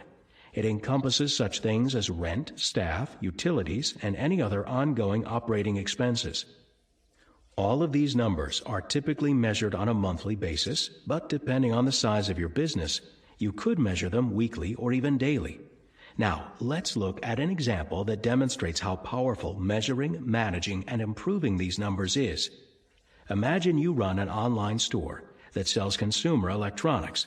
You import the goods from China and have a healthy margin of 50% on each item listed in your online store. You get an average of 8,000 visitors to your website each month, and of these, an average of 5% end up making a purchase. On average, each customer spends $500 with you. Your break-even point, which encompasses operating expenses such as running the warehouse, employing staff, and hosting the website, is $90,000 per month. So your monthly numbers look like this. Leads, 8,000. Conversion rate, 5%. Total conversions, 400. Average transaction value, $500. Total revenue, $200,000. Gross margin, 50%. Total gross profit, $100,000. Break-even point, $90,000. Total net profit, $10,000. Now, all we want to do is focus on improving 3 key numbers. We want to improve leads, conversion rate, and average transaction value by just 10% each. So you make your ad copy more compelling, and instead of 8,000 visitors to your website, you get 8,800. Then you have an outrageous risk reversal guarantee that lifts your conversion rate from 5% to 5.5%. Lastly, on your checkout page, you have an upsell offer that lifts your average transaction value from $500 to $550. Your margin stays the same at 50%, and fixed running expenses remain the same at $90,000 per month. The numbers before and after your marketing optimizations look as follows. Leads, before 8,000, after 8,800. Conversion rate, before 5%, after 5.5%. Total conversions, before 400, after 484. Average transaction value, before $500, after $550. Total revenue, before $200,000, after $266,200. Gross margin, before 50%, after 50%. Total gross profit, before $100,000, after $133,100. Break-even point, before $90,000, after $90,000. Total net profit, before $10,000, after $43,100. See what's happened? We've improved just 3 key numbers by only 10%, yet the result to the bottom line is a staggering 431% improvement. In the first scenario, the business owner was taking home $120,000 annually before taxes. In the second scenario, he takes home $517,200 per year. Do you think that would have a massive impact on his life? Without a doubt it would. Granted, this is a very simplistic example, and we're using cowboy math for the purposes of demonstration. However, it quickly becomes clear what a huge leverage point marketing is within a business. Further optimizations could be made by increasing the gross margin through price increases, or better buying power with the wholesale supplier. Perhaps some operating expenses could be cut with better automation and business systems. The main point is that measuring, managing, and improving your key marketing numbers, even by an incremental amount, can have a massive impact on the end result. Small hinges swing big doors. There are several other key metrics you need to measure and manage. As discussed in Chapter 3, customer acquisition cost is an important metric that helps you figure out, on average, how much you spend on media to attract and convert a new customer. This, in turn, helps you figure out what kind of return on investment that particular media is giving you. As discussed earlier in this chapter, your business should have a subscription or recurring element to it. If it doesn't yet, that's something you need to implement urgently. Here are some of the key metrics you need to measure and manage in a subscription or recurring business model. Monthly recurring revenue. This is your total recurring billings. You want this number to be growing over time. If it's flattening out or declining, you may have either a churn problem or a customer acquisition problem. Churn rate. This is the percentage of recurring customers that cancel subscriptions or stop buying from you. Filling the bucket is great, but not if it's leaking at a rapid rate. Customer lifetime value. This is the key metric that this chapter is focused on. Increasing this number is where the money is. Keeping a constant watch on your key numbers is one of the best ways of managing your business and making sure that things are heading in the right direction. It avoids nasty surprises on quarterly or annual financial statements. I highly recommend you keep track of these marketing metrics and any other significant numbers in your business on a company dashboard. A business dashboard can be as simple as a whiteboard with the relevant numbers manually updated on a monthly or weekly basis, or it can be more sophisticated. For example, a real-time screen or internal company web page. Commercial software solutions like GeckoBoard can automatically pull data in real time from a variety of sources. This makes measuring and managing your key metrics easy. Other metrics you may want to include on your dashboard could be customer satisfaction rate or the number of complaints you receive. A business dashboard is a great early warning system for problems and can keep you and your team excited, motivated, and accountable. Smart business owners also tie incentives to hitting key metrics. You might do something informal like taking the team out to dinner if the churn rate stays below a certain threshold. Or you might treat incentives more formally by tying performance reviews and bonuses to certain metrics. Measuring, managing, and improving your numbers daily, weekly, or monthly is key to building a high-growth business. Polluted revenue and the unequal dollar. Most entrepreneurs are driven and, in the drive for growth and revenue, sometimes not enough thought is given to the quality of that revenue. In this section, I want to introduce you to the concept of the unequal dollar. It's absolutely key to helping you create a tribe of raving fans rather than transactional customers. This is integral to your success. The difference between a customer who is just a transaction and one who is a raving fan is huge, even if the nominal dollar amount of the transaction is the same. This is because not all revenue is good, and not all growth is good. For example, cancer grows, but it's not the type of growth you want. Equally lethal to a business is growth of the wrong type of revenue. Businesses need revenue, like our bodies need air and water. Small businesses are often under-resourced, so it's forgivable that they're not too discriminating about where they take their revenue from. They're often in eat-what-you-kill mode. If you drink polluted water or breathe polluted air, you'll get sick. Similarly, if you take on toxic customers, you'll generate polluted revenue, which makes your businesses sick. In other words, a dollar from suboptimal or toxic customers isn't equal to a dollar from a raving fan customer. This principle of the unequal dollar is vital to understand. Generally, your customer base can be divided up into 4 categories. 1. The tribe. This set of customers are raving fans, supporters, and cheerleaders who promote your business and are actively conspiring for your success. This is healthy revenue that builds your business. Growing these types of customers is the key to being successful and achieving hypergrowth. 2. The churners. Churners are customers who really can't afford you on the basis of either time or money. Because they can't afford you, you might have engaged in overly aggressive sales and marketing tactics, overhyped promises or heavy discounts to get them to sign up. Then, when they discover they're not a good fit, they churn out. They leave you, and if you have too many of these, you catch a churn flu, which can be fatal to your business. These types of customers can also create brand problems for your business, as they often turn around and go back out into the marketplace and tell everybody that you're a liar or label you as dishonest. 3. The vampires. Unlike churners, vampires can afford you, but you can't afford them. They consume a massively disproportionate amount of resources compared with your average customer, while paying the same amount as other customers do. They usually aren't content to work with the teams that you have in place. They always need to talk to the CEO, and they often terrorize and manipulate the CEO into terrorizing the team in their interest. They just suck the blood right out of your business. 4. The snow leopard.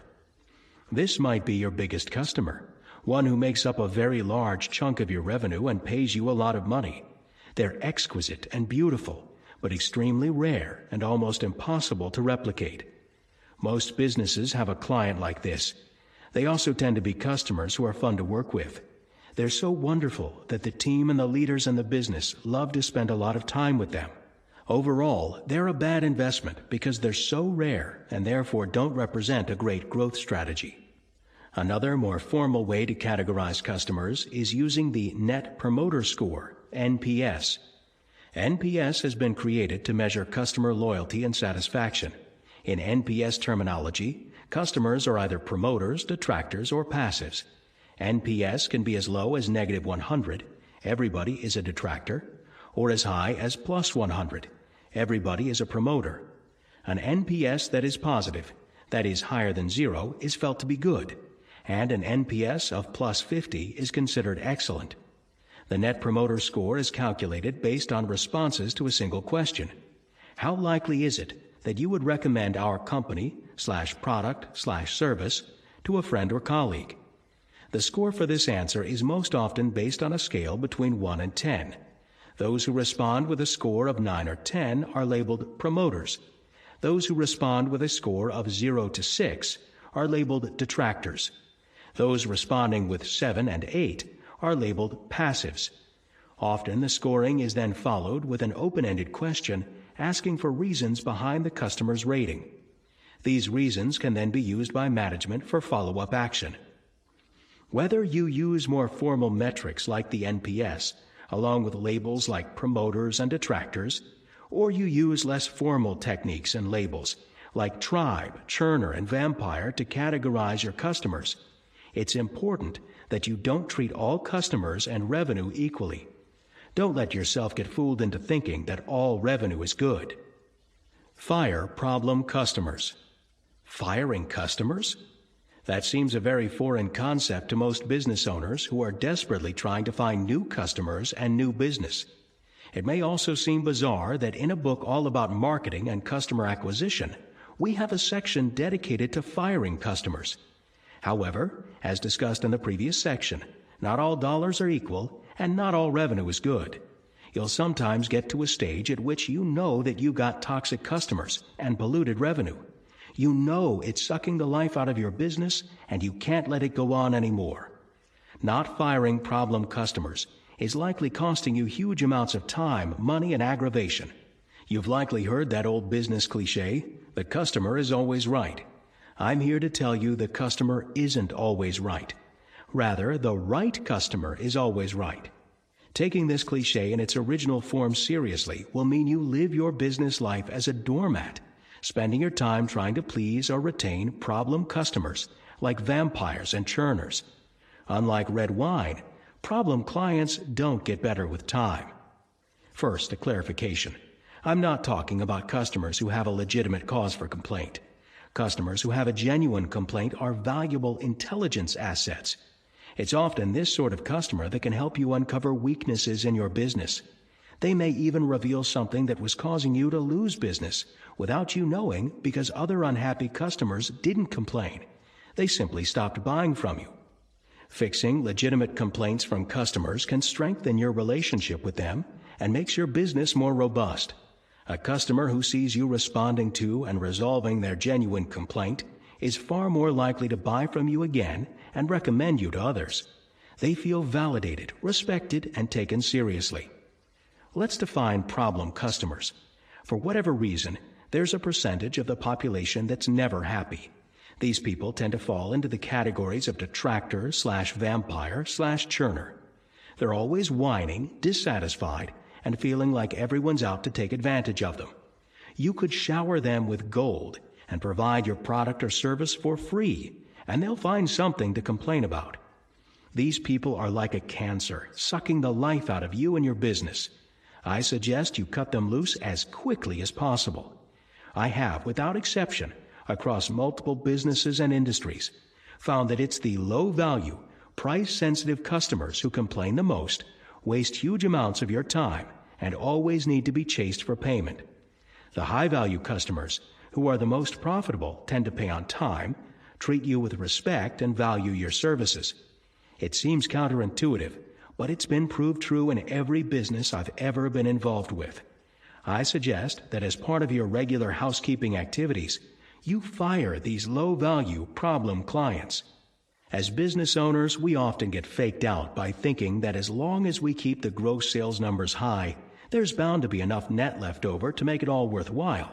However, if you ran a true profit and loss statement on these problem clients, one which took into account all the time you spend chasing and appeasing them, you'd find very often that you make very little, if any, real profit on them. In fact, most of them would likely result in a net loss when taking into account the low value they bring, coupled with the time and energy needed to deal with them. Another important reason you should fire low-value customers is because, apart from sucking up your financial resources, they are also causing you to lose out on opportunities. Firing problem customers frees up valuable time and resources that can be used for focusing on and building value with existing tribe members, as well as acquiring new ones. With the toxic customers taking up all your time and energy, it's often the high-value, respectful customers who suffer a lack of attention. Don't give the squeaky wheels oil. Replace them. Your tribe members are like the proverbial good wife, taking care of things at home and keeping things running, while the husband's out at strip clubs, looking for love in all the wrong places. Your tribe are the customers that keep your lights on and stick with you and promote you, despite you focusing on trying to appease vampires, trying to retain churners, and throwing your time and resources at snow leopards. Firing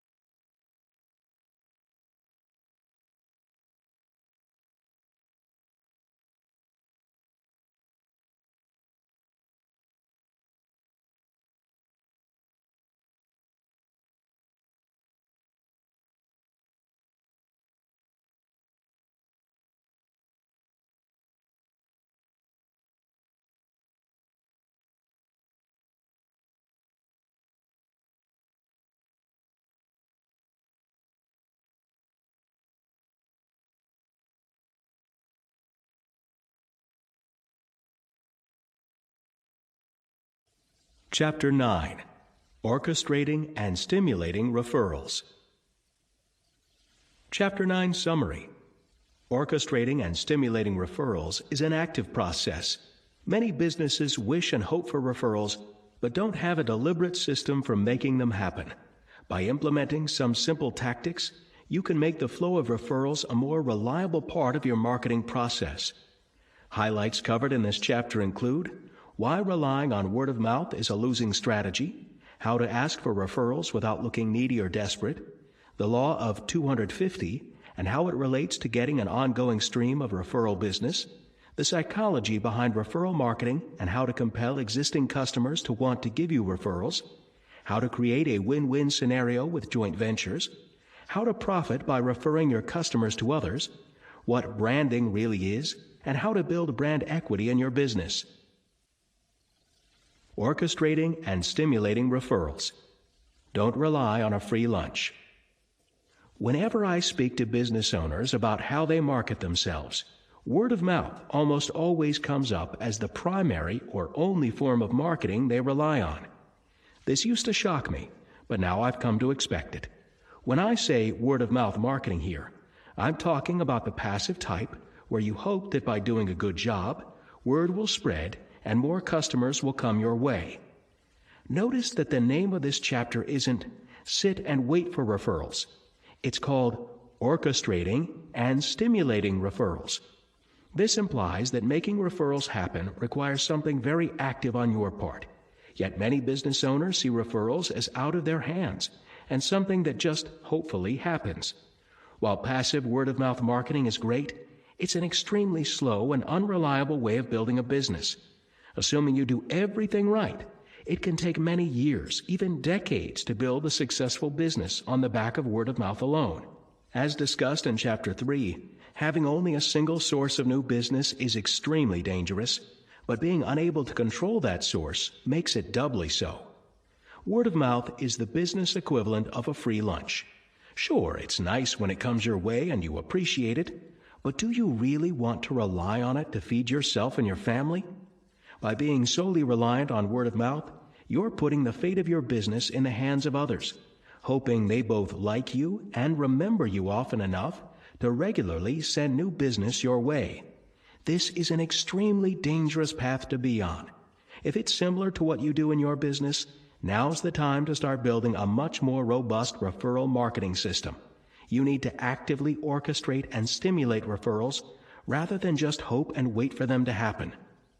The key part of the problem seems to be that business owners don't want to seem needy or desperate in actively asking for referrals. They feel like asking for referrals is like begging or asking for a favor, and that's certainly not the kind of positioning I'd want you to adopt. It's important to understand the psychology behind referral marketing before we get into specific tactics. Think back to the last time you recommended a restaurant or a movie to a friend. Were you doing so as a favor to the restaurant owner or movie theater chain? Unlikely. In all likelihood, you wanted your friend to have a great experience. You made the referral because it made you look and feel good. That's the exact same concept we want to use in our referral marketing. But rather than waiting and hoping someone discovers and shares us, we want to orchestrate and stimulate the process. We want to make it more deliberate and reliable. Ask and ye shall receive. Remember the world's greatest salesman, Joe Girard, whom we introduced in Chapter 5. Part of the reason he started sending greeting cards to his list of clients monthly was because of the Law of 250. After attending a Catholic funeral, Joe looked into the visitor book and counted the number of people who signed it at each funeral. He noticed that, on average, it was about 250 people. Later, he sold a car to a man who ran a funeral home, and after the sale asked him how many people, on average, attended the funerals he conducts. The man replied, "About 250. Another time, Joe and his wife were attending a wedding, and he asked the owner of the catering business what the average number of guests was at a wedding. About 250 from the bride's side, and another 250 from the groom's, came the answer. That's when Joe came to the realization that most people have about 250 people in their lives who are important enough to invite to a wedding or to a funeral. From that, he figured that every person he did business with represented 250 potential referrals if he did a great job, or 250 enemies if he did a crappy job. So he set about building relationships, rather than thinking transactionally and just selling cars. One of the things he did was follow up with new customers and ask how their new car was going. If it was going well, he'd ask for a referral. If it wasn't, he'd fix the problem and then ask for a referral. This brings us to one of the best strategies for getting what you want in business and indeed in life. Just ask. So many people just wait to be discovered, wait to be picked, wait to be referred to. You, however, are an entrepreneur, which means you make things happen for yourself. You don't just wait for them to happen to you. With this in mind, one of the best ways to get referrals is by straight out asking for them from customers for whom you've delivered a good result. It's amazing how many business owners hope for referrals, yet rarely ask for them. Something as simple as, "Mr. Customer, it's been such a pleasure working with you. If you know anyone who's in a similar situation to yourself, we'd love you to give them one of these gift cards which entitles them to $100 off their first consultation with us. One of the reasons we're able to keep the cost of our service down is because we get a lot of our business through referrals from people like you." See what's going on here? We're acknowledging them and appealing to their ego. People love being acknowledged. We're not asking them for a favor, but instead offering something valuable they can give to someone in their network. We're giving them a reason to give us referrals, a reason that had directly benefited them. By putting a system around generating referrals, we dramatically increase the reliability of word-of-mouth marketing. And while not everyone will give you referrals, many will, and it sure beats just passively hoping. One of the things you can be almost sure of is that your customers know other people who are similar to themselves. It's human nature to be attracted to people with the same likes, interests, and situations as us. Another excellent strategy is to make known during your sales or customer onboarding process that you expect them to give you referrals as a natural course of doing business with you. "Mr. Customer, I'm going to do an awesome job for you, but I need your help also. Most of our new business comes through referrals. This means that rather than paying for advertising to get new clients, we pass the cost savings directly to you. We typically get about 3 referrals from each new customer. When we're finished working together and you're 100% satisfied with the work we've done, I'd really appreciate it if you could keep in mind 3 or more other people whom we could also help. Again, breaking it down, we are letting them know that they're going to get a great result, showing them a direct benefit that they're going to be or already are deriving by referring to us, creating an expectation of a certain number of referrals without being too pushy, so that they can start thinking ahead of time about who would be suitable, leaving the power with them by telling them that their referral is subject to us doing a great job for them. Relying on the goodwill of others is not my idea of being an entrepreneur. By increasing the reliability of word-of-mouth marketing, you take back control of your lead flow and build a solid foundation for rapid business growth. Conquering the bystander effect. Asking for referrals is one thing, but how you ask for them can have a dramatic impact on the quality of the referrals you get and the likelihood that you'll get them consistently. The bystander effect is a phenomenon that occurs when a large crowd gathers around an ongoing emergency or crime and essentially treats it as a spectator sport. Everyone in the crowd assumes that someone else will intervene, assist, or contact emergency services. The end result is that the terrible event is compounded by the fact that no one took the initiative to help. How could any decent person watch others in distress and not do anything to help? The fact is that it's likely that you've done the same thing to some extent. Have you ever slowed down as you pass a car accident on the freeway to see what's going on, but then driven on assuming someone else is assisting those involved? That's the bystander effect in action. It happens because of a lack of personal responsibility. You aren't specifically involved in the accident, and so there's a diffusion of responsibility. I've attended business networking meetings and events during which the participants stand up and say something like, "If you know somebody who needs service X, then please refer them to me." So the plumber stands up and says, "If you know somebody who needs a quality plumber, please refer them to me."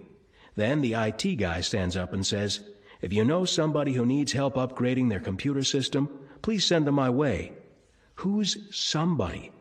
It's somebody else. That's who somebody is. This, of course, is the perfect ingredient for the bystander effect as it relates to referrals. Everyone assumes somebody else will assist with the referral request. The result is that our friends, the plumber and the IT technician, end up with no referrals. In first aid training, they teach you to give specific instructions to specific people in a crowd.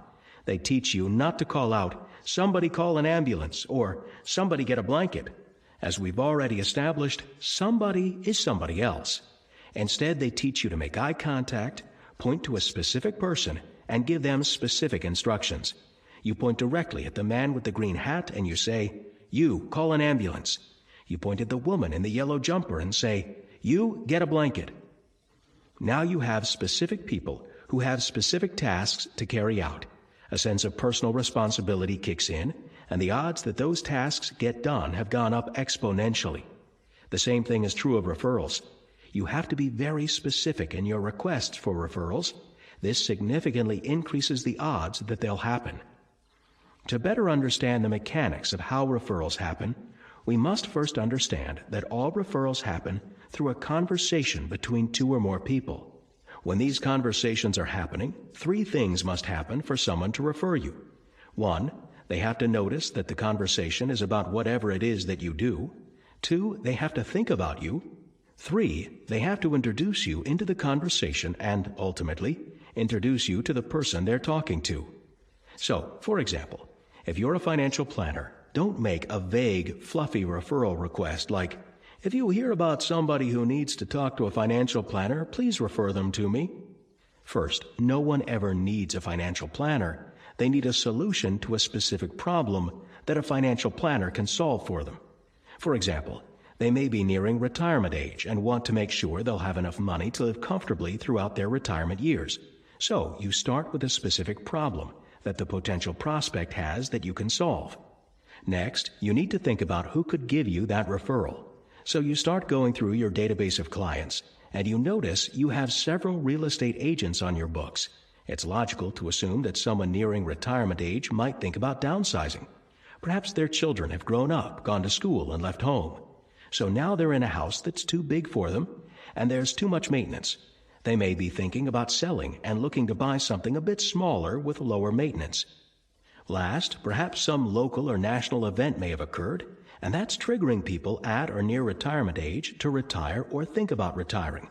Perhaps a multinational company has recently closed its local operation, or there's been a change in legislation that affects retirement pensions. So now you can get much more specific. You might send an email to your 6 real estate agent clients saying something like, "Hey Bob, if you have anyone who wants to buy or sell a property, or who's about retirement age and has recently been made redundant, I've got something that I think would really help them out. I've put together a special report titled, 'The 7 Keys to Leveraging Your Redundancy Package and Ensuring a Fully Funded Retirement.' If you have anyone who would benefit from this, please call or text me and I'll send you a copy of the report to pass on." See what's going on here? First, you're very specific with both who you ask the referral from and what kind of referral you want to receive. Second, you're hooking into a situation that is a trigger for someone needing your service. Third, you're not asking for a cold referral, wherein the referrer has to get their client to call you or give you their client's contact details. The reason you don't want to do that is because you haven't yet established trust with the prospect. They may not even be ready to talk to anyone yet. Last, you've set up the situation so that the referrer, in this case the real estate agent, looks good. They're providing value to their client and helping them solve a problem that is likely very much on their mind. See how the referral here is orchestrated rather than just passively hoped for? If you're serious about generating referrals, systematically go through your database of existing customers and make a referral profile for each major group or type. Who do they know? What trigger will help them remember you? How will you make them look good? How will you help them provide value to the person you want them to refer you to? Once you start answering these questions and building referral profiles, you can make referral marketing a deliberate, systematic source of new leads rather than something passive you hope occasionally happens. Who has your clients before you? As business owners, we sometimes don't see ourselves within the bigger picture of our customers' buying behavior. We just see their interaction with us and market ourselves to acquire more and more customer interactions. There's nothing wrong with that, of course, but when we start to look at the bigger picture, we can start to uncover profits that were previously hidden. It's like finding a $50 bill in a jacket you haven't worn in a while, but on a much bigger and more profitable scale. Your customer's transaction with you is one of many they will make that day. Before their transaction with you, they did business with someone else, and after you, they'll do business with someone else. The transactions may or may not be related, but one thing is for certain. Someone had your customers before you did, and in all likelihood, they spent a good deal of money on sales and marketing to acquire that customer. Finding other complementary businesses that your customer deals with before they deal with you can help you uncover untapped profits in your business. Setting up a joint venture, JV arrangement with one or more of these businesses that are not in direct competition with you can be a cheap or free source of leads. If you're a lawyer, an accountant might make a great source of new leads. If you're a car detailer, a mechanic could be your source of leads. If you're a pet food retailer, a vet might be your ideal source of new customers. While this may seem obvious, it's rarely done, and it is even more rarely done well. Setting up a JV arrangement can be tricky. The most obvious and direct route is to pay either a finder's fee or a commission for incoming leads or sales.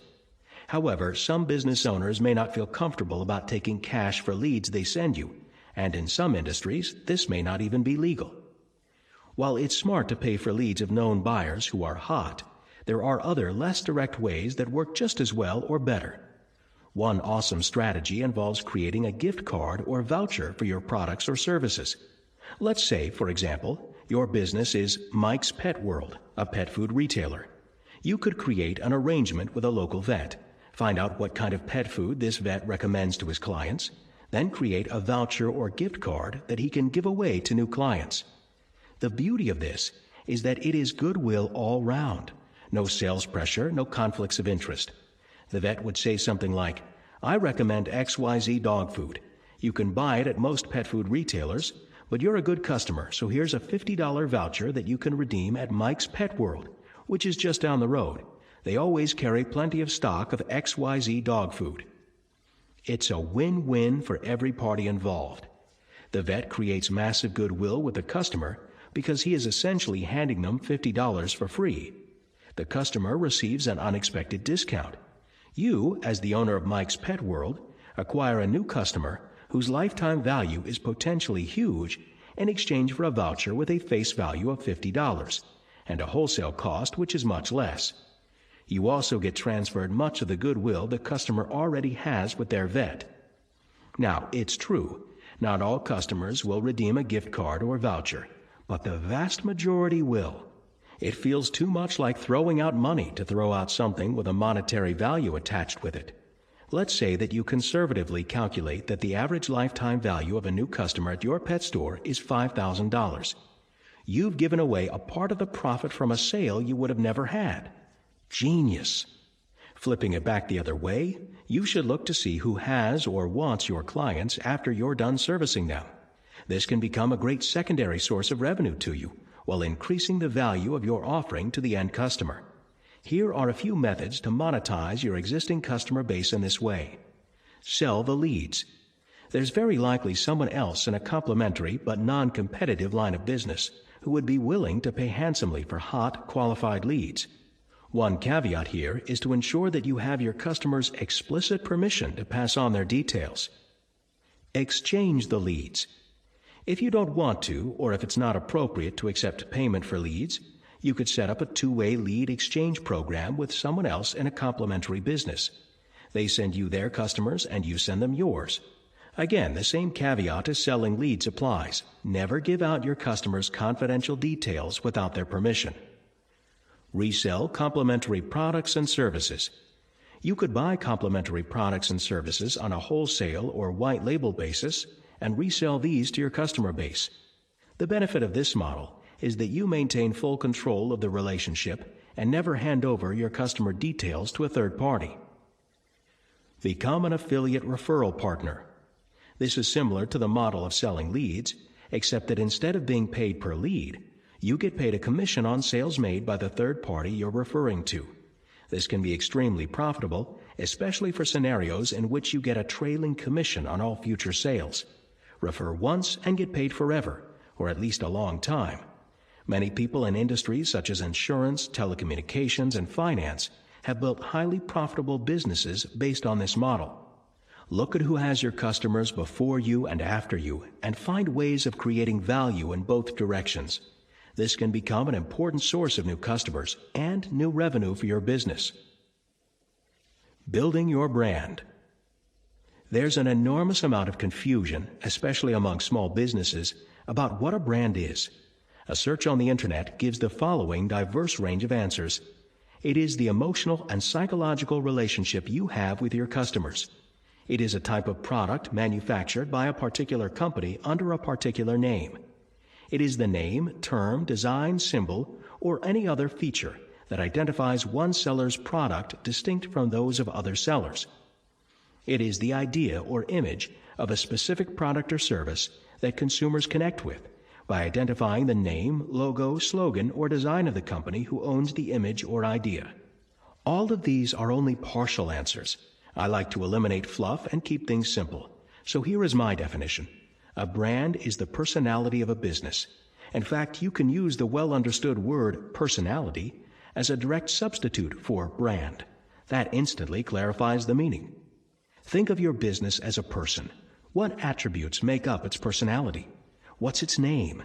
What does it wear? i.e. design. How does it communicate? i.e. positioning. What are its core values and what does it stand for? i.e. brand promise. Who does it associate with? i.e. target market. Is it well known? i.e. brand awareness. This personality varies dramatically between businesses. Toyota and Rolls-Royce both produce functionally the same product, but their answers to the above are very different.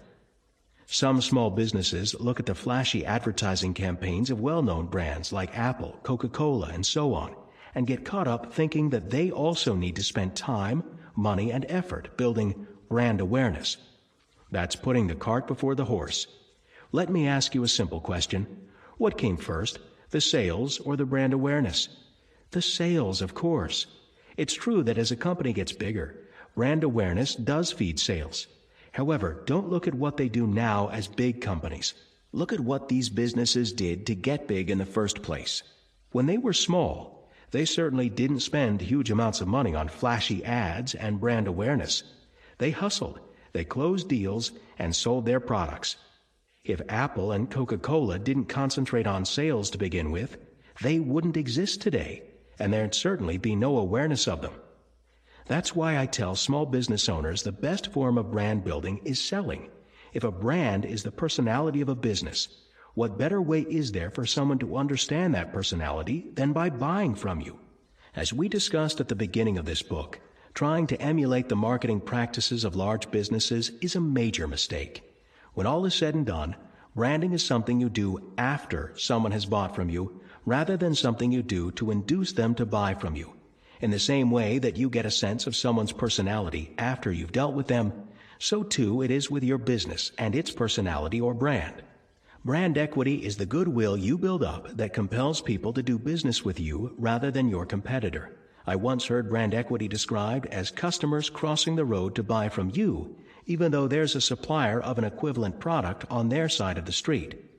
The things in your business that cause customers to figuratively or literally cross the road to buy from you are your brand equity. This can manifest itself in the form of customer loyalty, repeat business, or even a price premium you can charge for your product or service. Importantly, it's also the key to stimulating the virtuous cycle of referrals. For me, nothing illustrates this better than seeing queues of people lining up for the latest Apple gadget, while their competitors with plentiful stock and no queues get much lower demand. This kind of brand equity is born out of customers having amazing past experiences, which turns these customers into raving fans. This is something that simply can't be bought with hype-filled brand awareness campaigns. No one at Apple has to ask you to tell your friends. You just do it because of the incredible brand equity they've built up. As a small business, your best hope for emulating this is focusing on sales and then turning your customers into a tribe of raving fans. This is the advice I give to any small to medium business wanting to work on branding. Chapter 9 Action Item. How will you orchestrate and stimulate referrals? Fill in square number 9 of your one-page marketing plan canvas. Conclusion. A bird's eye view of what we've covered. We've covered a lot of ground on our journey through the 9 squares that make up the one-page marketing plan. It's useful at this stage to take a step back and look at a high-level visual overview of the direct response marketing lifecycle. To view and download your copy of the Direct Response Marketing Lifecycle, visit marketingaudiobook.com. This, along with your personal implementation of the one-page marketing plan, will give you a solid foundation for marketing success in your business. As mentioned in the acknowledgments, very few, if any, of the ideas in this book are my original inventions. They are mostly proven strategies, tactics, and concepts taken from decades of testing and measuring by the direct response marketing masters. However, the one-page marketing plan is an implementation breakthrough. It's designed to dramatically simplify the understanding of direct response marketing and speed up its implementation in your business. Remember, it's all about implementation. I'll reiterate. Knowing and not doing is the same as not knowing. You need to make the mistakes, risk looking foolish, and invest in yourself and your business. In my experience, I found that entrepreneurs fail to implement for one of the following 3 reasons. 1. Paralysis by analysis. They keep trying to learn more or get stuck chasing the latest bright shiny object in the hope that they'll get everything perfect the first time around. You'll never get everything perfect the first time. You only truly learn by doing.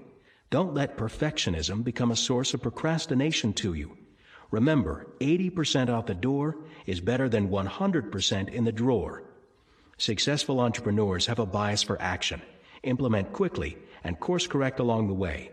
As one of my early mentors would say, money loves speed. The best time to plant a tree is yesterday. The second best time to plant a tree is today.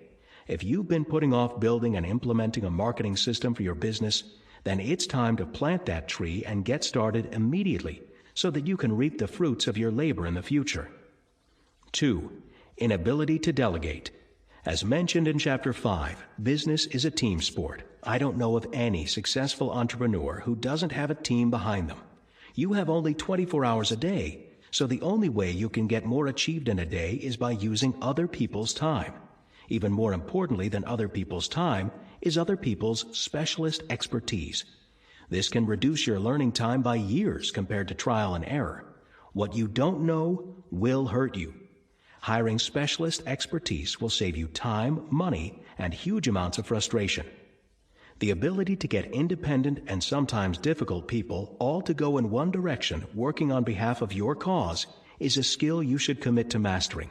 This is what the late great Jim Rohn referred to as herding cats, and almost nothing pays more than mastering this skill. 3. My business is different. Pretty much any conceivable problem you have or are going to encounter has been solved by someone at some time. Many of the solutions to your marketing problems are in this book. Some business owners mistakenly think, my business is different. This won't work for me. Or, my customers are different. They'd never respond to something like that. The strategies and tactics in this book are time-tested and proven over many decades. They've worked in almost every category and type of business you could care to imagine, from trades to consulting to medical services and much, much more. The reason the same stuff works over time and across different business types is that you're dealing with humans, big bags of emotion. This doesn't change over time or across industry. People behave in a remarkably predictable manner, which is why I know that these direct response marketing principles will work for your business. There's no leverage in trying to figure out why these things won't work for you. Your effort is far better spent trying to figure out how to make it work for you. Time is not money. As entrepreneurs, we only get paid for bringing value to the market, not for time. Sure, it takes time to deliver value, but we only get paid for the value. If we deliver a huge amount of value to the marketplace, we get a huge payday. If we flop, we take a loss. That's a risk most people aren't willing to take. Most people want to get paid for time. Work an hour, get paid for an hour. They want to avoid loss at all costs. Making gain to them is nice, but their real objective is pain avoidance. There's nothing wrong with that, but the mindsets are worlds apart. Put simply, entrepreneurs work in the results economy, whereas most other people work in the time and effort economy. The money we make as entrepreneurs is an automatic side effect of creating value. If our focus is on bringing value to the market, it will stop us from making all kinds of foolish mistakes. We'll treat customers with a long term in mind, rather than being transactional or trying to make a quick buck. The products we create or the services we deliver won't be half-baked. Focusing on the cause, value, rather than the effect, making money, will lead to much greater long-term success. Most of this book has been focused on getting, retaining, and satisfying customers through effective marketing. These are the tasks that create the most value in your business and facilitate rapid growth. Almost everything else is overhead. The more times we create value by getting, retaining, and satisfying a customer, the more we get paid. Unfortunately, many business owners get distracted playing business. Playing business is when you do peripheral activities that don't really create much value. Some examples of playing business include things like constantly checking email and endless nonsense meetings that have no real point or agenda. Instead of playing business, you must do business. Winning in business requires you to have a relentless focus on the activities that deliver value.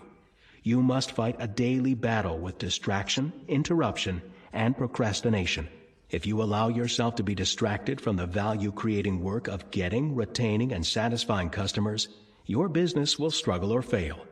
There are always things to do that are more fun or seemingly urgent. We rationalize playing business, but in reality there are only a few value-building activities that you need to do daily, marketing being key among them. It's important to understand that marketing isn't an event, it's a process. It's something you do daily to build massive value in your business and deliver massive value to your customers. Your view of time affects everything you do in your business. For the entrepreneur, time is not money. Value is money. Time is just one of the inputs it takes to deliver value to the market. Make marketing a daily process. Create your own one-page marketing plan, and most importantly, implement the plan. Spend time daily doing business and building value. Lipstick on a pig. An enormous amount of your success is dependent on the vehicle you choose. Some businesses are a Ferrari, and adding marketing just accelerates their success, whereas other businesses are a beat-up old jalopy, and adding marketing is like putting lipstick on a pig. In a time when new technology is disrupting industries that have been around for decades or centuries, it's valuable to continually evaluate whether your business or industry is in the sunrise or sunset phase. Good times don't last forever. Just ask brick-and-mortar bookstores, record stores, and traditional news media giants. Around the year 1900, there were 100,000 horses in New York. London in 1900 had 11,000 cabs, all horse-powered. There were also several thousand buses, each of which required 12 horses per day, for a total of more than 50,000 horses. In addition, there were countless carts, drays, and wains, all working constantly to deliver the goods needed by the rapidly growing population of these cities. All transport, whether of goods or people, was drawn by horses. If you had a horse-related business, then business was booming. Everything from clearing away the huge amounts of horse manure to grooming, feeding, and housing the ever-growing population of horses. Fast forward a few short years to the advent of electrification and the development of the internal combustion engine. This brought new ways to move people and goods around. By 1912, cars in New York outnumbered horses, and in 1917, the city's last horse-drawn streetcar made its final run. So, in 12 years, your business went from being on top of the world to losing more than half its revenue. 5 years after that, you were bust and all your knowledge, industry connections, and skills were totally obsolete. Failing to anticipate how changes in technology will affect your business or industry, and failing to take action accordingly, can be fatal to your business. Kodak invented digital photography, yet despite this, they could not or did not use this early lead to their advantage. They let other competitors eat their lunch. Borders finally got into e-books, but it was too little too late, and consequently it also paid the ultimate price. When the guy running his booming horse business in the early 1900s started to see these newfangled electric streetcars appearing, he might have chuckled to himself and thought that this form of transport was just a passing fad. After all, horses had been used as a means of transport for thousands of years.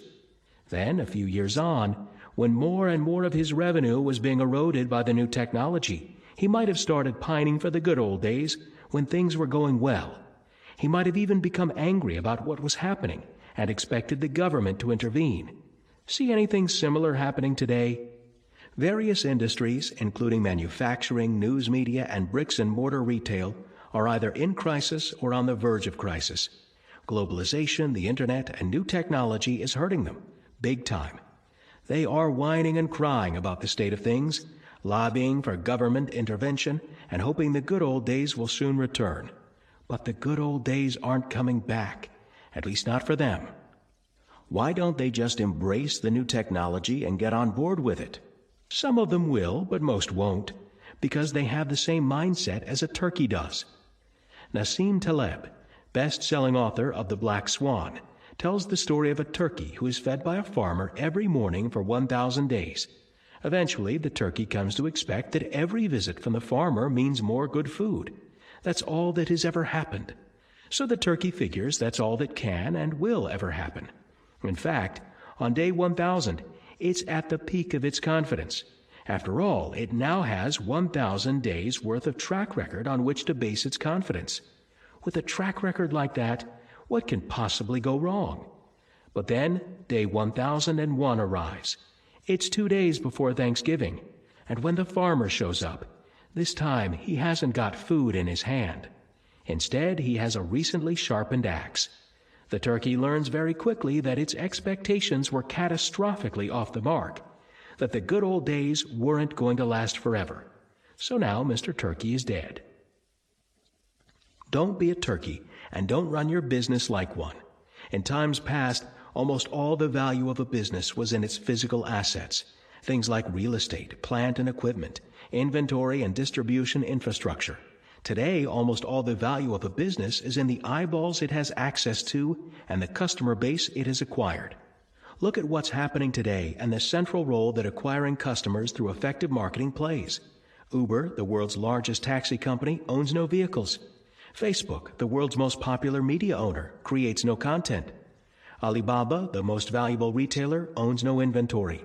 Airbnb, the world's largest accommodation provider, owns no real estate. Just these 4 businesses are worth hundreds of billions of dollars. Your ultimate competitive advantage is in anticipating change and taking action accordingly. It's going to take guts. You'll have to take risks, and you'll have to invest in research and new technology. You need to constantly be pondering questions such as, what business do I need to be in? What technologies are coming that are going to disrupt my industry? How can I take advantage of the coming changes in technology rather than fight them? You need constant strategic innovation that your customers care about. Skunkworks projects are one of the best ways to stay abreast of emerging technology while still continuing to run your current operation. A famous example of a Skunkworks project is the first Apple Macintosh computer. Google has even made Skunkworks projects part of their company's culture by allocating 20% of employee time on side projects that interest them. Hugely successful Google products such as Gmail, AdSense, and Google News have come from these Skunkworks projects. What resources are you investing in emerging technologies and trends in your industry? Day 1001 is coming for your business and your industry, and if you aren't ready with a new plan, your business could well suffer the fate of the turkey. Having a culture of innovation, anticipating what's coming in your industry, and running some Skunkworks projects in your business will give you a massive competitive advantage. Your transition from business owner to marketer. Einstein's famous definition of insanity, doing the same thing over and over again and expecting different results, is well known but rarely acted upon. At the start of every new year, people make resolutions.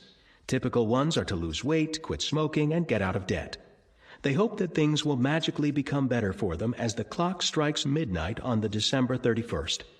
When they hit week 2 or 3 of the new year, their resolutions become a distant memory as they return to routine, old habits, and the daily grind.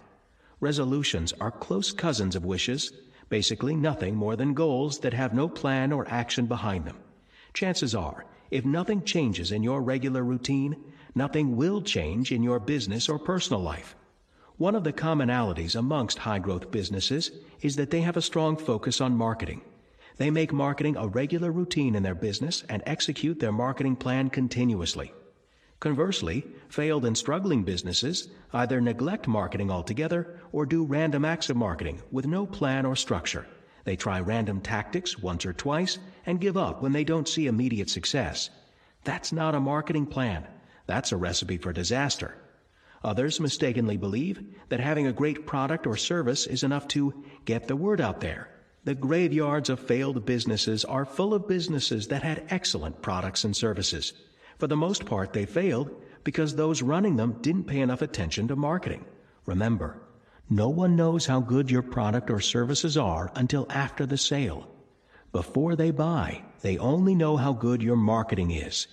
Put simply, the best marketer wins every time. If you're serious about business success, then now's the time to take decisive action.